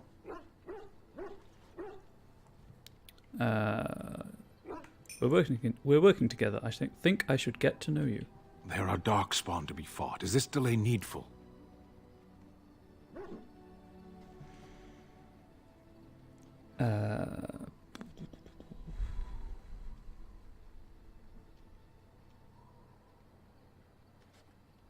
Are you alright? You were in that cage for weeks. You are concerned. No need. I am fit enough to fight. I've never seen a Kunari before. Tell me about your people. No. Wasn't expecting that. Get used to disappointment. People are not simple. They cannot be summarized for easy reference in the manner of, the elves are a lithe, pointy-eared people who excel at poverty.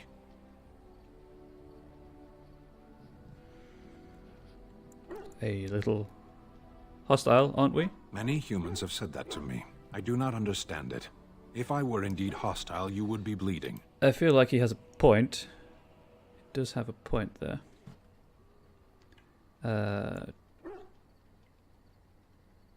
So this is you being calm and helpful. Couldn't you tell? You said you were in the army. I am.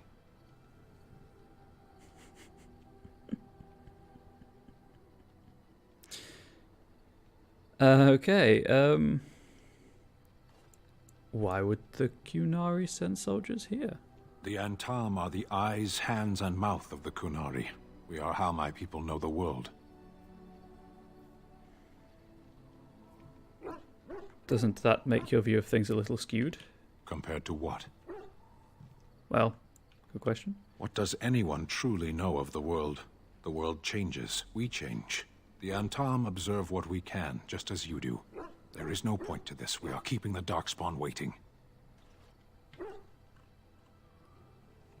True, let's go. As you wish. So I think he generally approves if you're trying to understand his culture.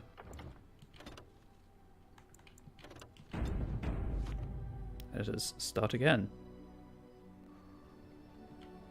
Yes. I have a question. I am hardly surprised. Why did you come to Ferelden? To answer a question. What was the question? The Arishok asked, what is the Blight? By his curiosity, I am now here. What's an Arishok? The one who commands the Antam, the body of the Kunari. Why does he care about the Blight? Why do you? I'm a Grey Warden, it's my job. Exactly. You don't ask, nor do I. The Arishok sends me and I go. Did you find the answer to his question? A portion of it.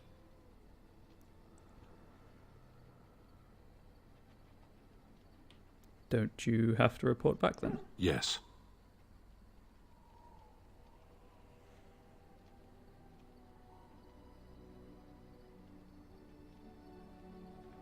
When are you going to do that? Never. I cannot go home. Well, you can stay with us. Thank you. Can we move on? We keep the dark spawn waiting. So, clearly, doesn't like talking about his past. What were you doing in that cage? Sitting, as you observed.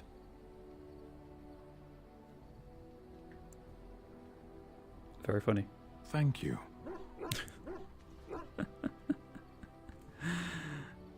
That's pretty good. That's pretty good. Don't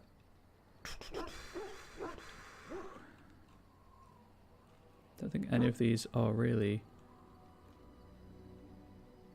going to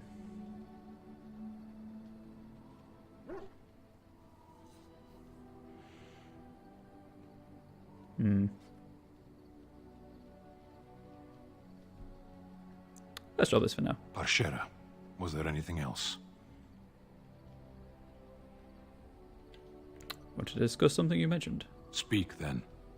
It's enough for now. Then I suggest we move on. Let's go. As you wish. Whoa, okay. I'll take the instant 26 approval.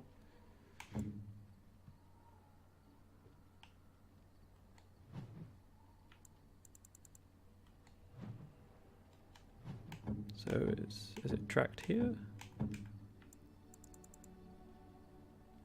Inspired by your leadership, this party member has gained a minor bonus to magic. Gained a minor bonus to strength. Nice. What time is it? This may just be the rest of the stream. We're just talking in camp.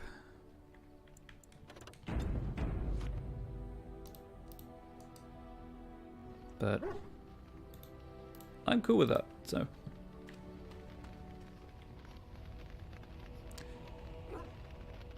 Temporarily forgot he had a rune of electricity on his sword. What do you need? I would like to ask you Ask something. away. One sec. Sorry.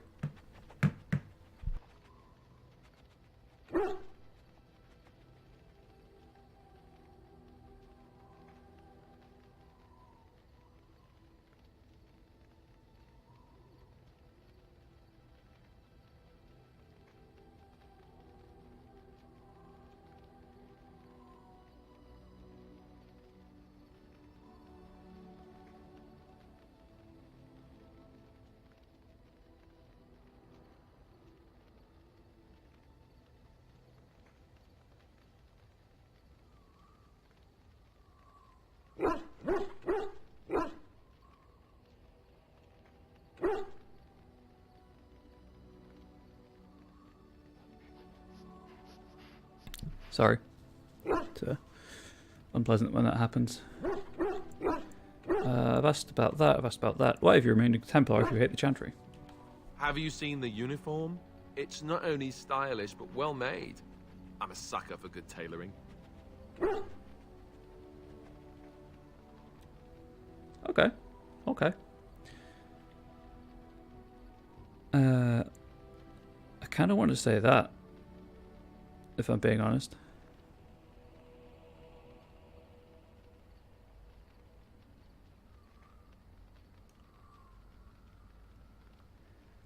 But I don't know.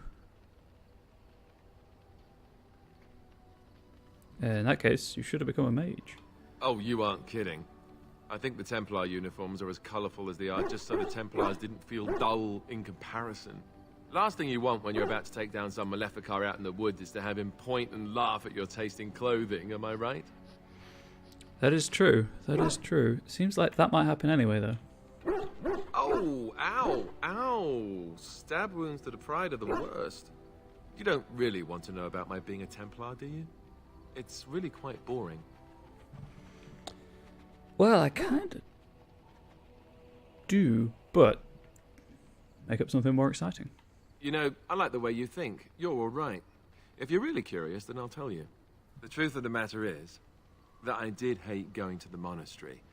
The initiates from poor families thought I put on airs, while the noble ones called me a bastard and ignored me. I felt like Al Eamon had cast me off, unwanted, and I was determined to be bitter. But I took some solace in the training itself, I guess. I was actually quite good at it. I think I understand. Using the abilities I have came after years of education and discipline that was difficult to achieve, if rewarding. The sword training and religious doctrine all came later. I never really felt at home anywhere, though, until I joined the Grey Wardens. And Duncan felt my Templar abilities might be useful for when we encountered Darkspawn magic, so I kept it up. What about you? Do you have anywhere you consider home? Home is wherever camp is. We're travelers now. We won't always be traveling like this, you know. Once the war is over, once the Blight is... well, a time will come when we'll have to think about having a real home again. Though that seems like a far ways off. And I suppose the Grey Wardens are gone for good. Either way. They can be rebuilt. I suppose you're right. We can create new Grey Wardens, but we'll never get back those we lost. I wonder if it would ever feel the same. Anyhow, now I've sidetracked us. We'd better get back to what we're supposed to be doing right now. I'll leave it at that for now.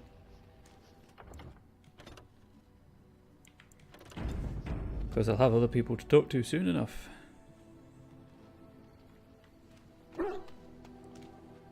Oh, why, you little... I forgot that happened.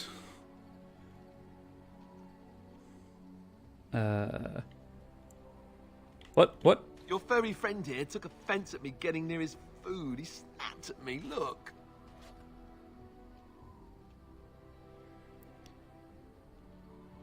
Well, he is a war dog. Sometimes I forget that he's a war dog. That'll teach me.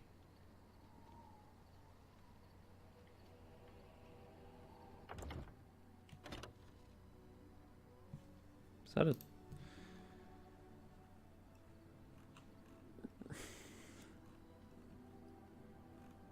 Okay.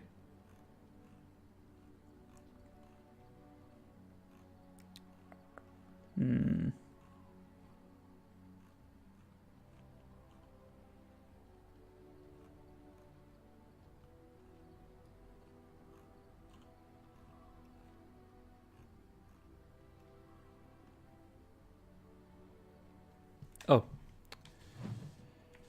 Before I forget, because I will forget. Snorri. Inventory.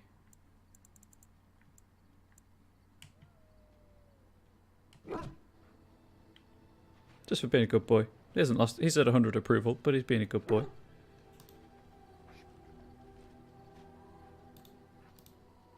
And talked to Leliana, although obviously did speak to her for like 20 solid minutes outside Lothering.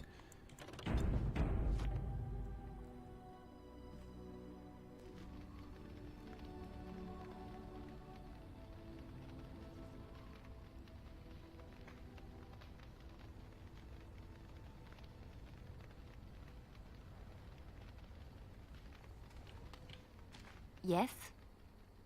I'd like to talk. Well, here I am. Oh, it's just the stories.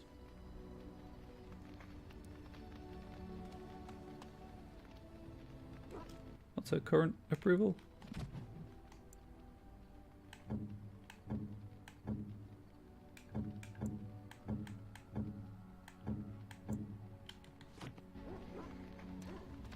I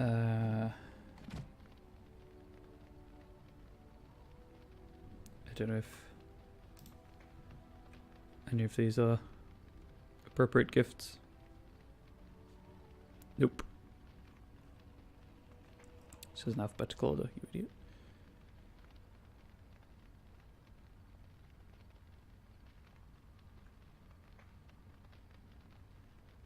Oh, this is for Alistair, apparently. I could get used to this, you know. Okay.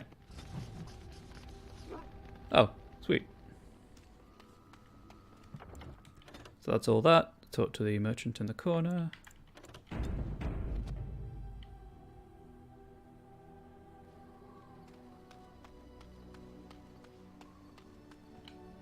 You're a hard man to find. Where are my manners? The name is Levy. Levy Dryden. Did Duncan ever mention me? Levy of the coins? Levy the trader? Duncan never mentioned you. Really? He never told you of old Levy? We've known each other for years. But here I am carrying on while you have a blight to stop. Don't want to waste your time. But you see, Duncan promised that together we'd look into something important for the Wardens. And for me. But poor Duncan's... well, no more. A tragedy it is, at that. But I know he would want his work carried on. His pledge fulfilled. How did you know Duncan? It's a bit of a tale, that is. But I'm the one who brought the Grey Wardens back to Ferelden. Well, I was one of the ones. There were a lot of us. Maker's breath, I'm a bit nervous. Honoured to be here, really. Go ahead, tell your tale. After King Marek freed us from the Orlesians, the Grey Wardens begged the King's permission to come into Ferelden, some sort of internal business. Me and a mess of other Warden sympathisers spoke on behalf of your order. Tan Loghain was very much against letting Orlesian Wardens in the kingdom. But Marek, Andraste, bless him, was a fair-minded monarch and he let them in. Go on, I'm listening. So that's why I was there when the Wardens and their leader, Genevieve, presented herself to the King. The first Wardens in Ferelden in over a century. Proudest day of my life, that was. Duncan was a bit of a scamp back then.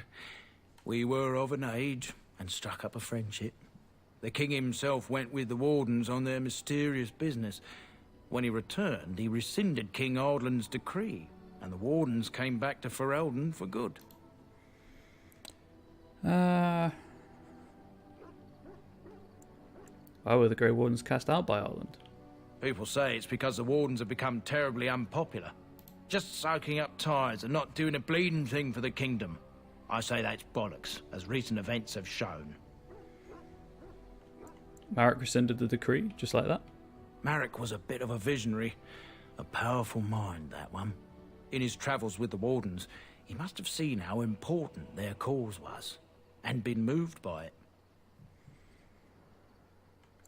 I thank you for your part in bringing the Wardens here. Oh, his stomach's all aflutter. You're welcome. What promise did Duncan make to you? My family, well, past a bit checkered, to see. Nobles look at us with disdain. My great-great-grandmother, Sophia Dryden, was the last Warden commander of Ferelden back when the Wardens were known as freeloaders. So King Ardland banished the Wardens, and he took House Dryden's land and titles. What happened next? Hard to say. After King Ardland died, there was a civil war, loads worse than this one. And our family was on the run, hunted by enemies, with nary a friend in the world. But Drydens are tough. We rebuilt, became merchants, and we never lost our pride. Surprised you kept your name. Our family's only crime was guarding the kingdom against the Blight. We're not ashamed of that. So what favour did you ask of Duncan? I asked for the truth. My family reveres Sophia Dryden. We know she died at the old Grey Warden base, Soldier's Peak. We want evidence to clear her name. That's where the chest is. It won't restore our land or our titles, but it'll restore our honour. I believe it gives you like an inventory chest you can store stuff in. I've never even heard of Soldier's Peak. Well, no one's been to Soldier's Peak since Ireland's days. At least none that's come back. I spent years mapping the maze of tunnels to the peak, and I found the way a few years back. So I went to Duncan, I did, and I said that he could reclaim the old base and my family could have its honour. How will reclaiming the peak help the Wardens? Soldier's Peak is strategic and symbolic importance. Duncan said that it would be worth it right there. He also hoped to recover lost Warden history and perhaps a few old relics. No one knows what's up there now. Why didn't Duncan help you? Darkspawn surfaced in southern Ferelden, and Duncan got plenty busy recruiting new Wardens and meeting with good King Kaelin. Duncan said he would help after the Battle of Ostagar. Said there might be useful things at the peak, but he never had the chance. Feels bad. What do you need from me? I can pick my way through the tunnels at the base of Soldier's Peak, but the place, well, they say it's haunted, and it'll be dangerous for certain. Will you think on it at least? Your family's faith will be rewarded. I will help you. 1,000 blessings upon you, Warden. I'll mark down the location on your map. When you arrive, we'll pick our way through the tunnels together.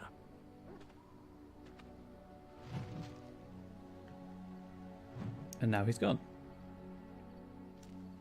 That's the feast day quest.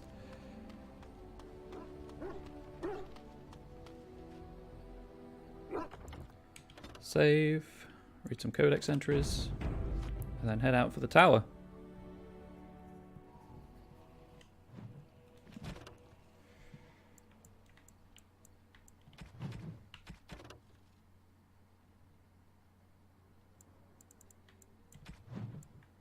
I don't think there is anything in here. Nope. Culture and history. The history of the Dryden's. In the years following the siege of Soldier's Peak, all those who carried the Dryden name were hunted by King Arlen's forces. Our noble Dryden name was smeared, and all lands and holdings belonging to the Drydens were seized by the crown. The king feared that the rebellion started by Sophia would be kept alive by her loyal friends and family, and anyone with connections to the Drydens suffered greatly. It is little wonder, then, that the few remaining Drydens found themselves with no allies and nowhere to turn. Tobin Dryden, Sophia's brother and guardian of her young son, had no choice but to flee for Eldon. Tobin bought passage to Antiva on a merchant vessel and travelled under the name de Rocher. Once in Antiva, Tobin set about building a new, quiet life for himself and his nephew. He started a small business and eventually made a name for himself as a trader. The de Rocher merchant family prospered and the name Dryden was almost forgotten. However, in 815 Blessed, Sylvie de Rocher uncovered old documents belonging to Tobin and pieced together the family's history. In her pride, and perhaps in her naivete, Sylvie reclaimed the name Dryden and returned to Ferelden. King Arland lies dead, and the Dryden name lives on. Our family has survived, even thrived, since the death of Sophia Dryden. The nobles of Ferelden may still spit on the Dryden name, but we Drydens know that Sophia Dryden was greater than them, almost a queen and a hero of the people of Ferelden. From the personal files of Levi Dryden, merchant. Alistair has now been updated to say... Alistair is fascinated by magic, even as his life is defined by fighting its darker manifestations. He has a fondness for strange runestones and figural studies of arcane creatures.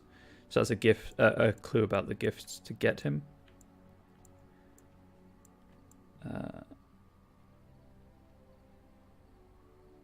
I guess that bottom paragraph is the approval thing. Morrigan has now been updated to say, Morrigan's critical eye is not reserved solely for others. Knowing or not, she has a simple fondness for jewellery and is very particular about her appearance. Stan's been updated to say, Stan has an eye for paintings, an appreciation that might seem out of character, but is actually an extension of Kunara discipline. He respects an artist for careful composition, a skill that is as much about where the brushstroke stops as where it begins. Sophia Dryden. Sophia Dryden is Ferelden's light and her most brilliant jewel. Nothing on this earth can ever quench her fire. Our lesser Sophia Dryden was the young Arlen's rival for the throne of Ferelden. Dryden was a strong and charismatic leader with much support from the Banorn. When Arlen finally won the crown, Dryden refused to relent. She pushed her claim, was caught, and accused of treason. Her sympathisers continued to support her, however. In order to appease them, Dryden was spared execution and forced to join the Grey Wardens instead. Dryden survived the joining and dazzled the Grey Wardens at Soldier's Peak with her leadership skills and charm. She eventually rose through the ranks to become the Warden Commander of Ferelden. Before Commander Dryden, the Grey Wardens were seen as a relic of an older time and an unnecessary drain on the nobles' coffers. Dryden, though, with her political connections, reinvigorated the Wardens and rapidly increased their numbers. In the meantime, King Arland proved himself a devious king, willing to go to brutal lengths to silence his opponents. Arland's reign of terror grew worse with each passing year, and some of the bands approached Commander Dryden in desperation, begging her to intercede. She agreed, and thus was the rebellion against King Arland born. Arland learned of the rebellion and took steps to end it. He publicly suspended all tithing to the Grey Wardens and declared that they were no longer welcome in Ferelden. Some of the Wardens, mindful that they were supposed to remain politically neutral, felt disgraced by Dryden's involvement in Ferelden politics and left her side even as the king's forces lay siege to Soldier's Peak. The siege took months and ended with the death of Sophia Dryden, from the personal files of Levi Dryden, merchant. So that's all of that. The only thing here is the feast day gifts quest. I'll sort that out another time.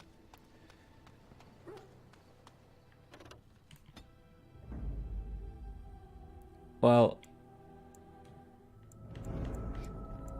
indeed. As I'm going to save the mages, I don't think Sten is the right choice for this particular mission. However, speaking of saving the mages,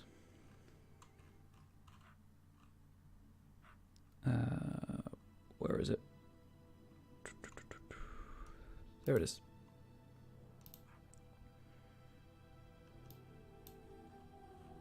This is all this stuff.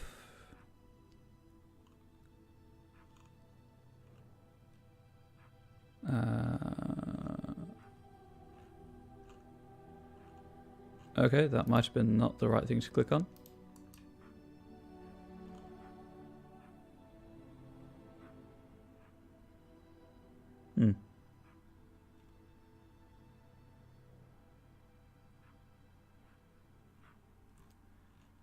Okay, well, clearly I should take Morrigan, but this'll do. Oh. That's a lot of places. Soldier's Peak. Atop a maze of abandoned mining tunnels lies the old Grey Warden base of Soldier's Peak. These Ban Loren's lands, these densely wooded lands, provide much of the timber used in the region. Still not sure what that's about. That's that. Actually, to be fair, I could just Google it.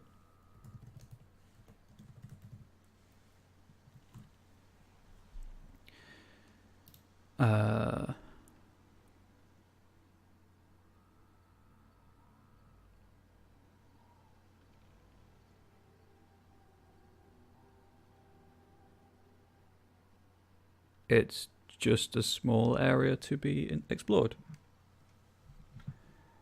Sure, that's on the way to Calenhad. Or not. I guess it does take the path from Lothering.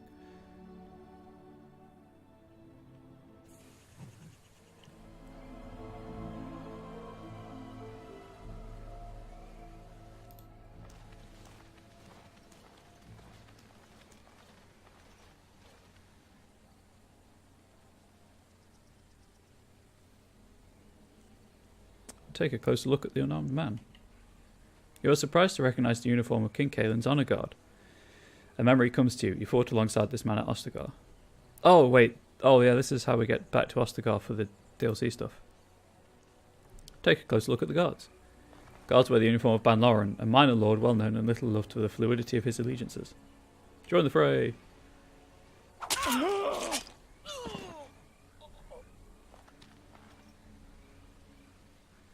I sense something drawing near.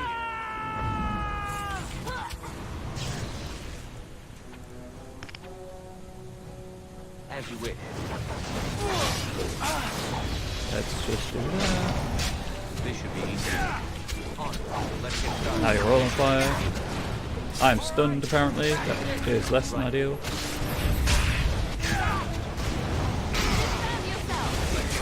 No. Thank you. This should be easy. As you wish. On. Let's get started. Just to remind everyone, there is a game here. It's not all just talking to people. This should be easier. Right. As you wish.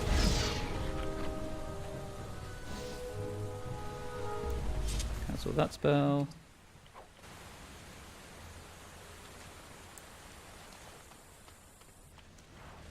Is there anything else around here?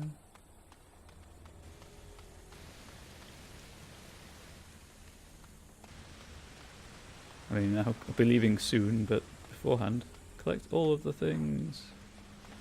Oh,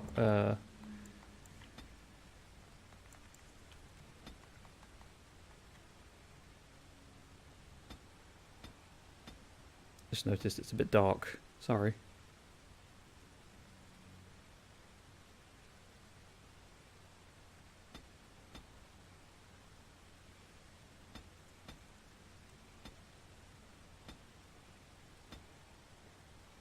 try that.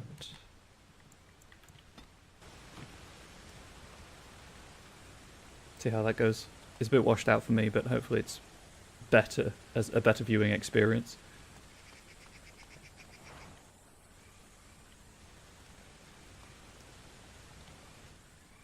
Up close, the man's face is unmistakable. You remember him as Elric Moraine, a member of Caelan's Honor Guard at Ostagar and a close confidant of the king.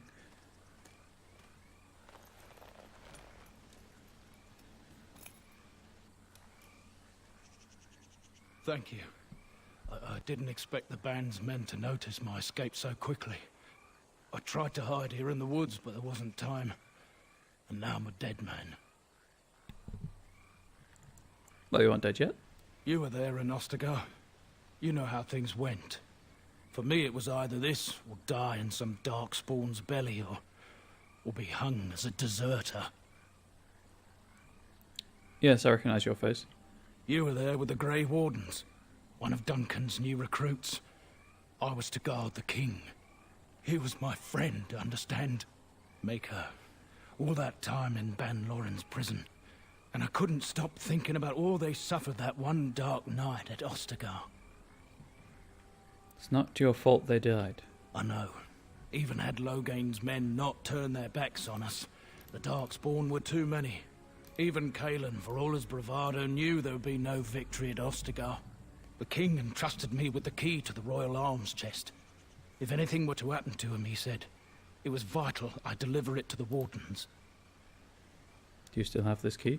The Maker has a sense of humour, doesn't he? I suppose it's for the best, however. Had I kept it, it would be in Ban Loren's hands by now.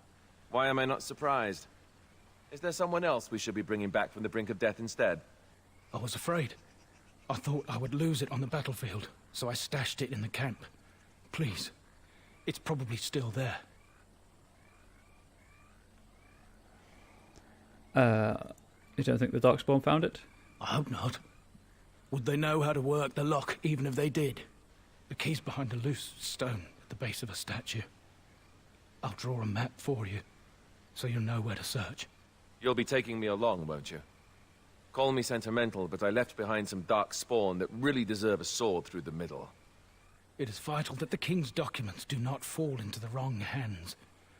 As for Marik's sword, it is too powerful to be pawed at by those monsters. Same for the king's other arms and armor. And if you happen to find Caelan's body, see it off. He was our king. He shouldn't be left to rot amidst the Darkspawn's filth.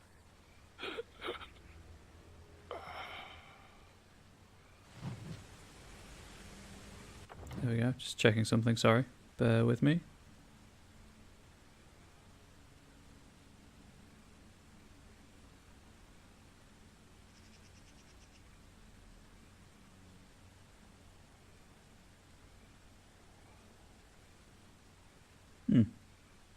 Apparently I did not do the Go and Zamgarak last time I played. Well, clearly I'll be rectifying that.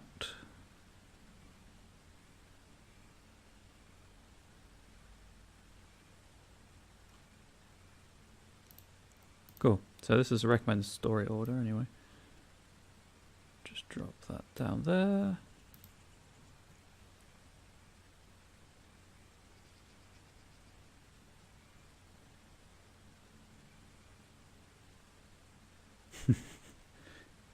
Avoid Brother Genetivi's house.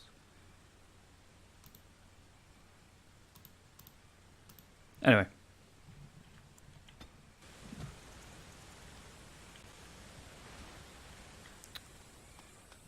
So that's not great. I can go back to Ostagar if I wish, but I do not wish. Yeah.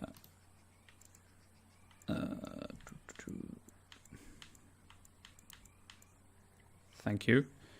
I believe that's the one.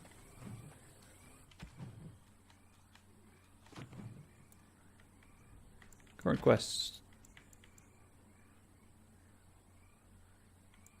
Return to Ostagar.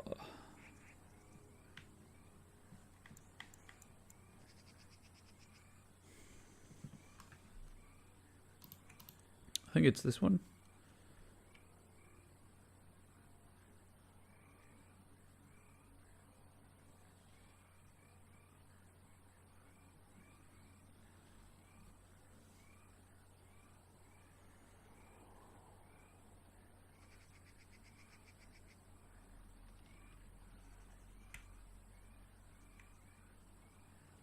Yes.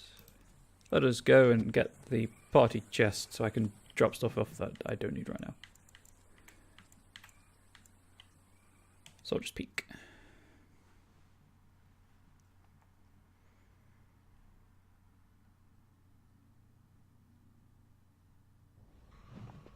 And here we are. Soldier's Peak. Maker's breath. Look at the size of her. What a fortress. I told you the map would get us through the tunnels. Andraste's blood, how did you find that path on your own? You wouldn't believe me if I told you. Just tell me. It came to me in my dreams. When I was a lad, I tried going through the tunnel by myself. Got horribly lost. But every now and again since, I've dreamt of it. Why didn't you mention this before? I didn't want you to think I was some moon-addled simpleton. I've my wits about me, but enough of that. I'll follow you from a distance. This place has the stench of death. I expect there's trouble up ahead. Soldier's Peak. Looks like it's seen better days. Better centuries, more like. Read some more codex things. Because they might be relevant to what we're doing right now.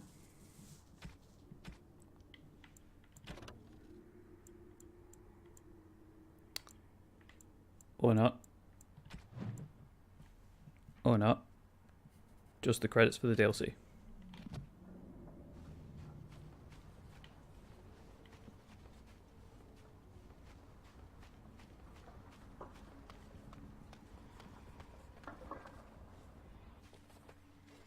Cutscene. Fall back! Fall back already! Taking the peak will not be easy, my lord. I gave the Wardens one chance to die with honor. Instead, they hole up like Not me. cowards. We follow the King's advice then. Starve them out. But the peak has months of supplies. Then we wait. When they are too weak to lift their weapons, we will send them to their final judgment. What was that? Felt a bit woozy there. I'm not mad, am I? You saw it too? I've heard an Orlesian ballad about something like this. A beauty trapped in a dream. In the song, Belisa never wakes up. Your prissy friend here is making me nervous, Warden. How's this even possible? The place must truly be haunted. Strange phenomena can be seen where the veil is thin. The veil? That's what separates us from the Fade and demons. Demons? Thank Andraste you came, Warden. After you. Okay. Just gonna I am unable to do that. preemptively do that.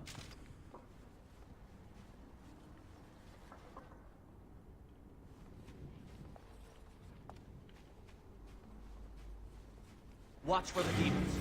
Oh, nice. Let's make this quick, shall we? This should be easy enough. Right, as you wish. Let's get started. This should be easy enough. As you wish. Just mash the buttons. This should be easy enough. Right, let's get started. Oh, so she just seems to change between Watch for the demons. bow and blades as appropriate. On. Right, let's get started. As you wish. So there's that at least, I guess. This should be easy enough. Well, she just seemed to Let's favour get the blade. started. As you wish. Right. On. Let's get started. Might have to mess with her tactics to stop As you that wish. happening. No mercy! This should be easy enough. Right. Okay, if you aren't going to run up there. On. This should be easy enough. As you wish. Guess I'll move closer Let's for get you. started. Right. Time for some fun! Okay, now I can Lifeless bastards. kill everything, I guess. As you wish. This should be easy enough. Right. On. Let's get started. As you wish. This should be easy enough.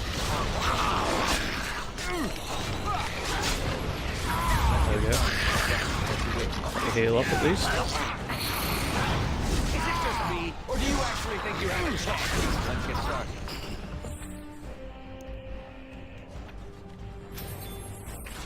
Victory shall be mine. Okay, that's a good heal. Right, is that all of the skeletons that we're going to get up? I think it is.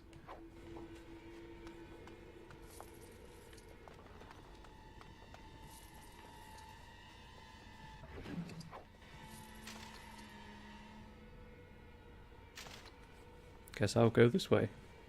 See if there's anything over here that hasn't stood up to try and kill me. Nope, can't go in there. Can't go that way. There's nothing over here.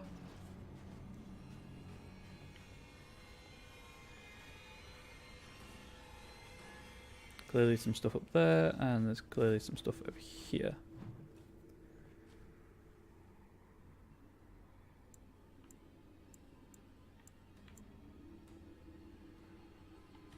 Oh, I'll go this way.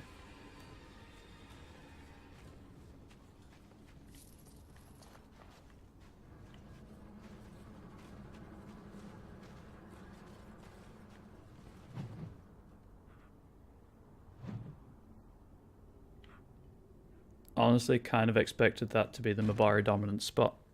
Not gonna lie.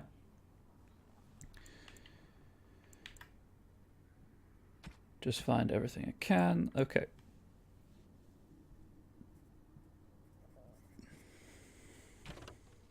The History of Soldier's Peak, Chapter 1. The Grey Warden base at Soldier's Peak was built in the middle of the Glory Age, several decades after the Second Blight was ended. Before then, Grey Wardens in Ferelden would take up residence in castles and forts that belonged to generous nobles. Warden Commander Gaspar Asturian desired a fortified headquarters where his forces could train and live. He planned that Soldier's Peak would be a city unto itself. The defeat of the Darkspawn and the Archdemon Zazikel was fresh in the minds of the Ferelden people, and many were willing to donate gold to build Commander Asturian's fortress. Soldier's Peak was fully completed within 10 years and dedicated to the Maker in 934 glory. From the History of Grey Wardens in Ferelden by Brother Jenna TV Chantry Scholar.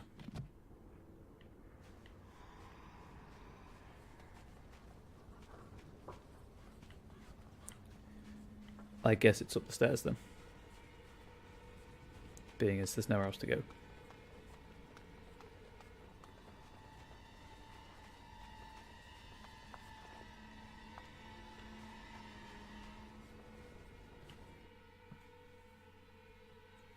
So, probably be following the recommended order list I found online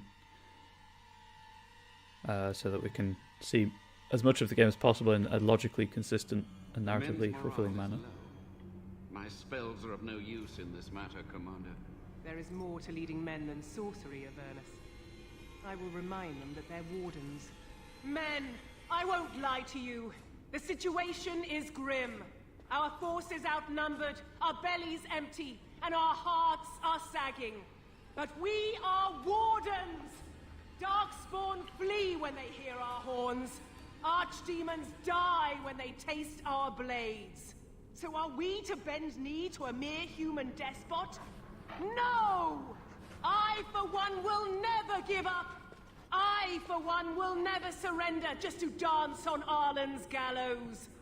So I propose here and now, in these hallowed halls where generations of our brethren stood vigil against darkspawn and evil, that we send a message to that fat bastard. In this sacred place, proud men, strong men stood defiant, and would rather die than submit to tyranny. This gives a good speech.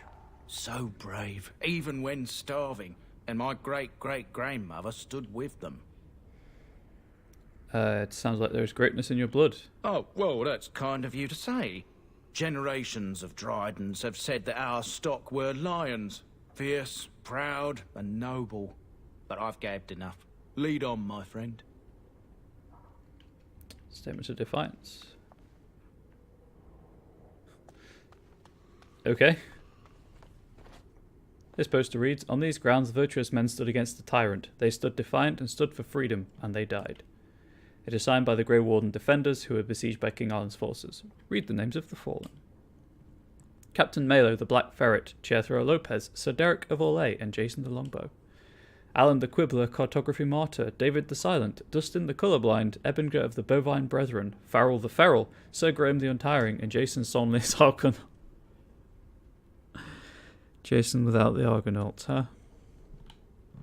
Langley the Nefarious, Lucky Lacuna, Mad Dog Smeadows, Matthias the Bloody, McGurk the Vile Priest, Melissa the Magical Malefactor, Om the Stretched, and Packrat Dirksen.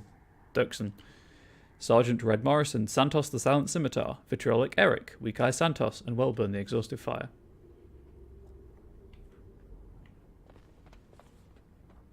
Okay.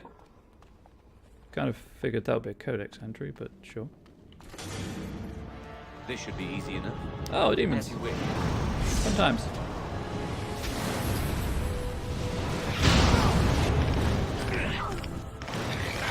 I'm not sure if I'm just stuck in the door or not.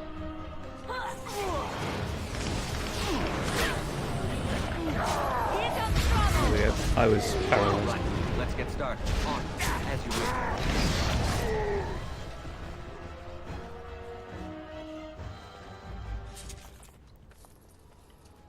I saw the codex was updated, so I assume it's for the arcane horror.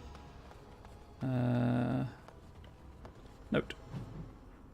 Oh well, I may as well read them both together. It would seem rude not to do so. A letter from Ban Mathwin Wolf. Sophia, Al-Rune, and his entire family have been slaughtered, even the children. The Rune line is no more, and the Arling belongs to the crown, for now. Arlen believes Rune was plotting against him. Rune criticised the king's spending on Wintersand. That is all. It was an idle word spoken out of turn. The king goes too far. His brain is filled with madness, and he clings to the crown like a drowning man clutches at a straw. Sophia, I beg you, help us. If nothing is done, more will suffer. Your humble servant, Wolf. And arcane horror. Upon ascending to the second floor of the tower, we were greeted by a gruesome sight. A ragged collection of bones wearing the robes of one of the senior enchanters. I had known her for years, watched her raise countless apprentices, and now she was a mere puppet for some demon. Transcribed from a tale told by a Templar in Antiva City, 713 Storm. Demons, of course, have no form in our world. When they enter, either where the veil is particularly thin or through blood magic summoning, they must take possession of a body. When a pride demon takes control of the corpse of a mage, an arcane horror is born. Although they appear to be little more than bones, these are fierce creatures possessing not only all the spellcasting abilities of a living mage, but also the capacity to heal and even command other animated corpses.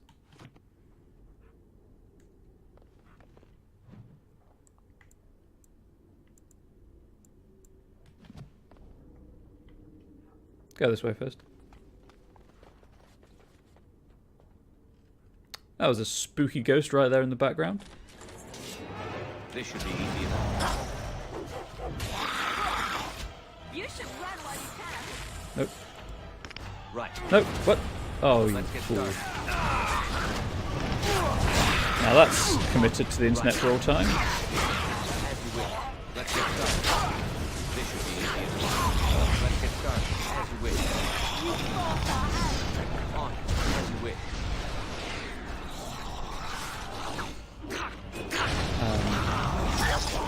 I don't think the dog knows how to get up here.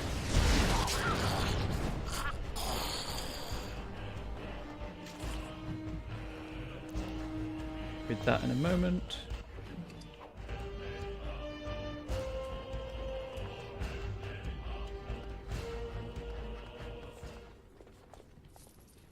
Grab that. Grab that. Alistair here. I finished. It's worth picking the locks because you do get experience for doing so. Nope, that's the wrong one.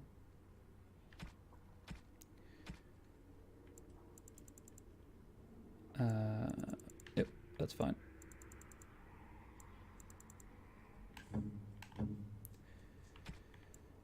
What are the prerequisites? 20 strength, and her strength is 18. Oh yeah, because she hasn't leveled up yet. Because that battle dress of the Provocateur is actually her armor from the DLC, and it's pretty good. It is pretty good. And I can't wear it, so she may as well have it herself.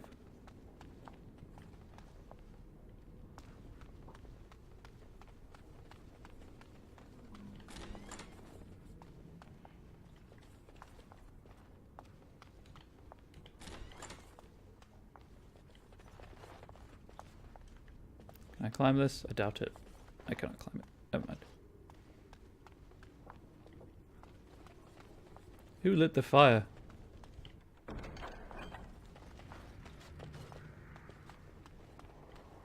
That's what I want to know. If everyone's dead, who lights the fires?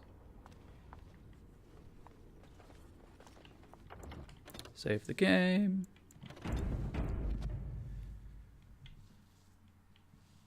Watch for the demons. Nope.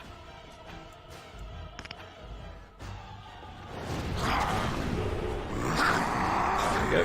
we go. Now we're on fire. Let's get started. I'm contributing. Right. This should be easier. I contributed. This book is badly burned. You can make out a word here and there, and that is all. The door won't hold, Archivist. Almost done. The truth must be told. What does it matter? We're dead. Our grand rebellion so close. And to die here, a stillbirth. We never should have done it. Wardens aren't supposed to oppose kings and princes. Should we stand idly by? Another one. Rebellion? What's this about a rebellion? If only the book weren't burned. We can only hope. Life assassin.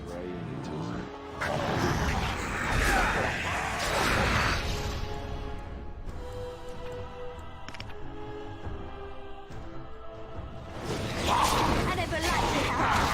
Let's get started.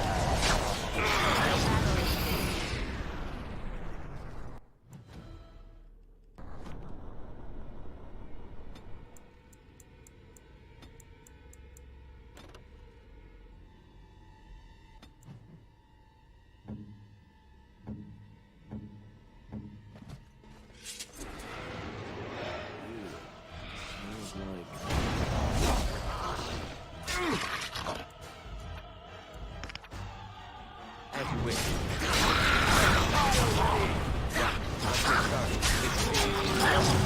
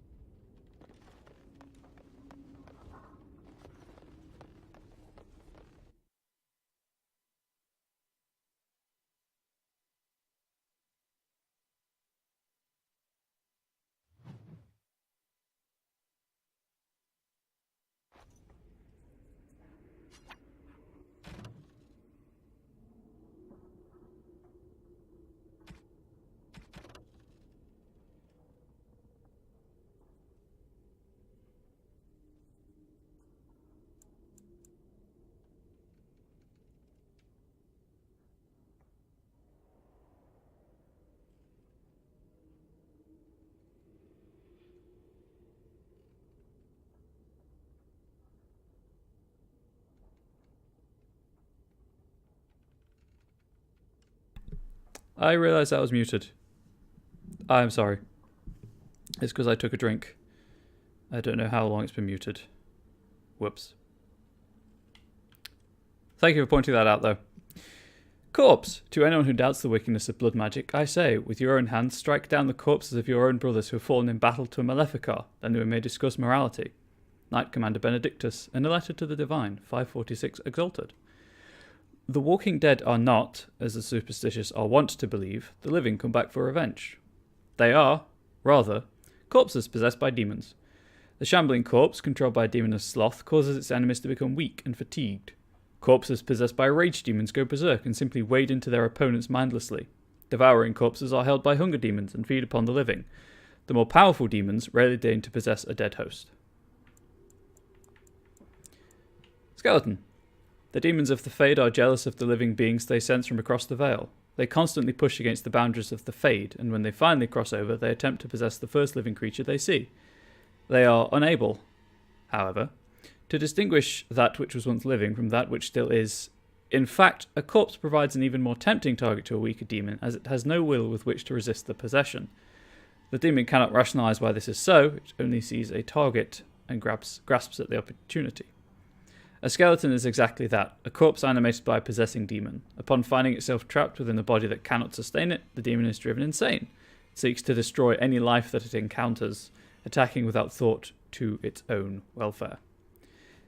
The exact names given to skeletons of this type vary according to the nature of the demon that possesses it. A fanged skeleton is a skeleton possessed by a hunger demon. These skeletons devour whatever life they encounter and often possess the ability to drain life energy and mana from their victims. A shambling skeleton is a slower moving skeleton possessed by a sloth demon, able to bring entropic powers against its opponents, slowing them and even putting them to sleep. More powerful demons have been known to command skeletons, but at that level they are known by other names. Revenants and arcane horrors, to name two. The History of Soldier's Peak, Chapter 2. As he approached his 60th year, rumours swirled that the corruption in Warden Commander Asturian's blood was beginning to take its toll. According to reports from that time, the commander experienced terrifying waking dreams and heard his name whispered from the dark corners of Soldier's Peak. It is said that Asturian would spend hours locked up alone in the great hall of the base, muttering to himself, though no one was ever able to make out what he was saying. Many also believe that Asturian began, in secret, to draw up plans to expand his fortress, adding to it hidden passages and alcoves, all to protect himself from the shadows that pursued him. No one knows whether Asturian was able to complete his project, for his deterioration had become obvious to anyone who spent any amount of time with him. He was quickly replaced by Warden Commander Frida Holwick. Asturian was taken to Orzammar, where he submitted to the calling, the last rite of the Grey Wardens, and went to his death with honour. From the History of the Grey Wardens and Freldon by Brother Jen TV, Chantry Scholar. A plea from Commander Athler. Soldier's Peak is more than we bargained for. There is sinister magic at work here. The men are seeing things and cannot tell nightmares from reality. The fallen return to life to attack again and again, and we are assaulted by dark creatures the likes of which I have never seen. Whoever is responsible is intent on destroying us all, the King's Army and the Grey Wardens both. Send help, we cannot last much longer. Commander Athler. So that's that. I am going to wrap up now. So thank you for having me on in the background stuff. I'll be back tomorrow with Armello probably. I'm just hoping that the mic wasn't muted for too much of that last section. I hope not. And then Monday, next week we'll be back to usual Monday D&D. Tuesday, Wednesday will be Hollow Knight and Hades. Thursday will be more of this. And Friday again. Well, Friday will be whatever I can find that is a feel-good game. Oh, thank you. I appreciate it.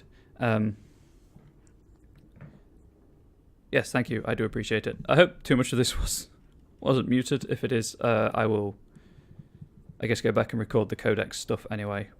But, yeah, I'll be back tomorrow about 1 PM British summertime with Armello. Try and get some of the endings for that. Try and get the 4 main victories for that. Thank you, Snorri. And until I see you next time, have a good one.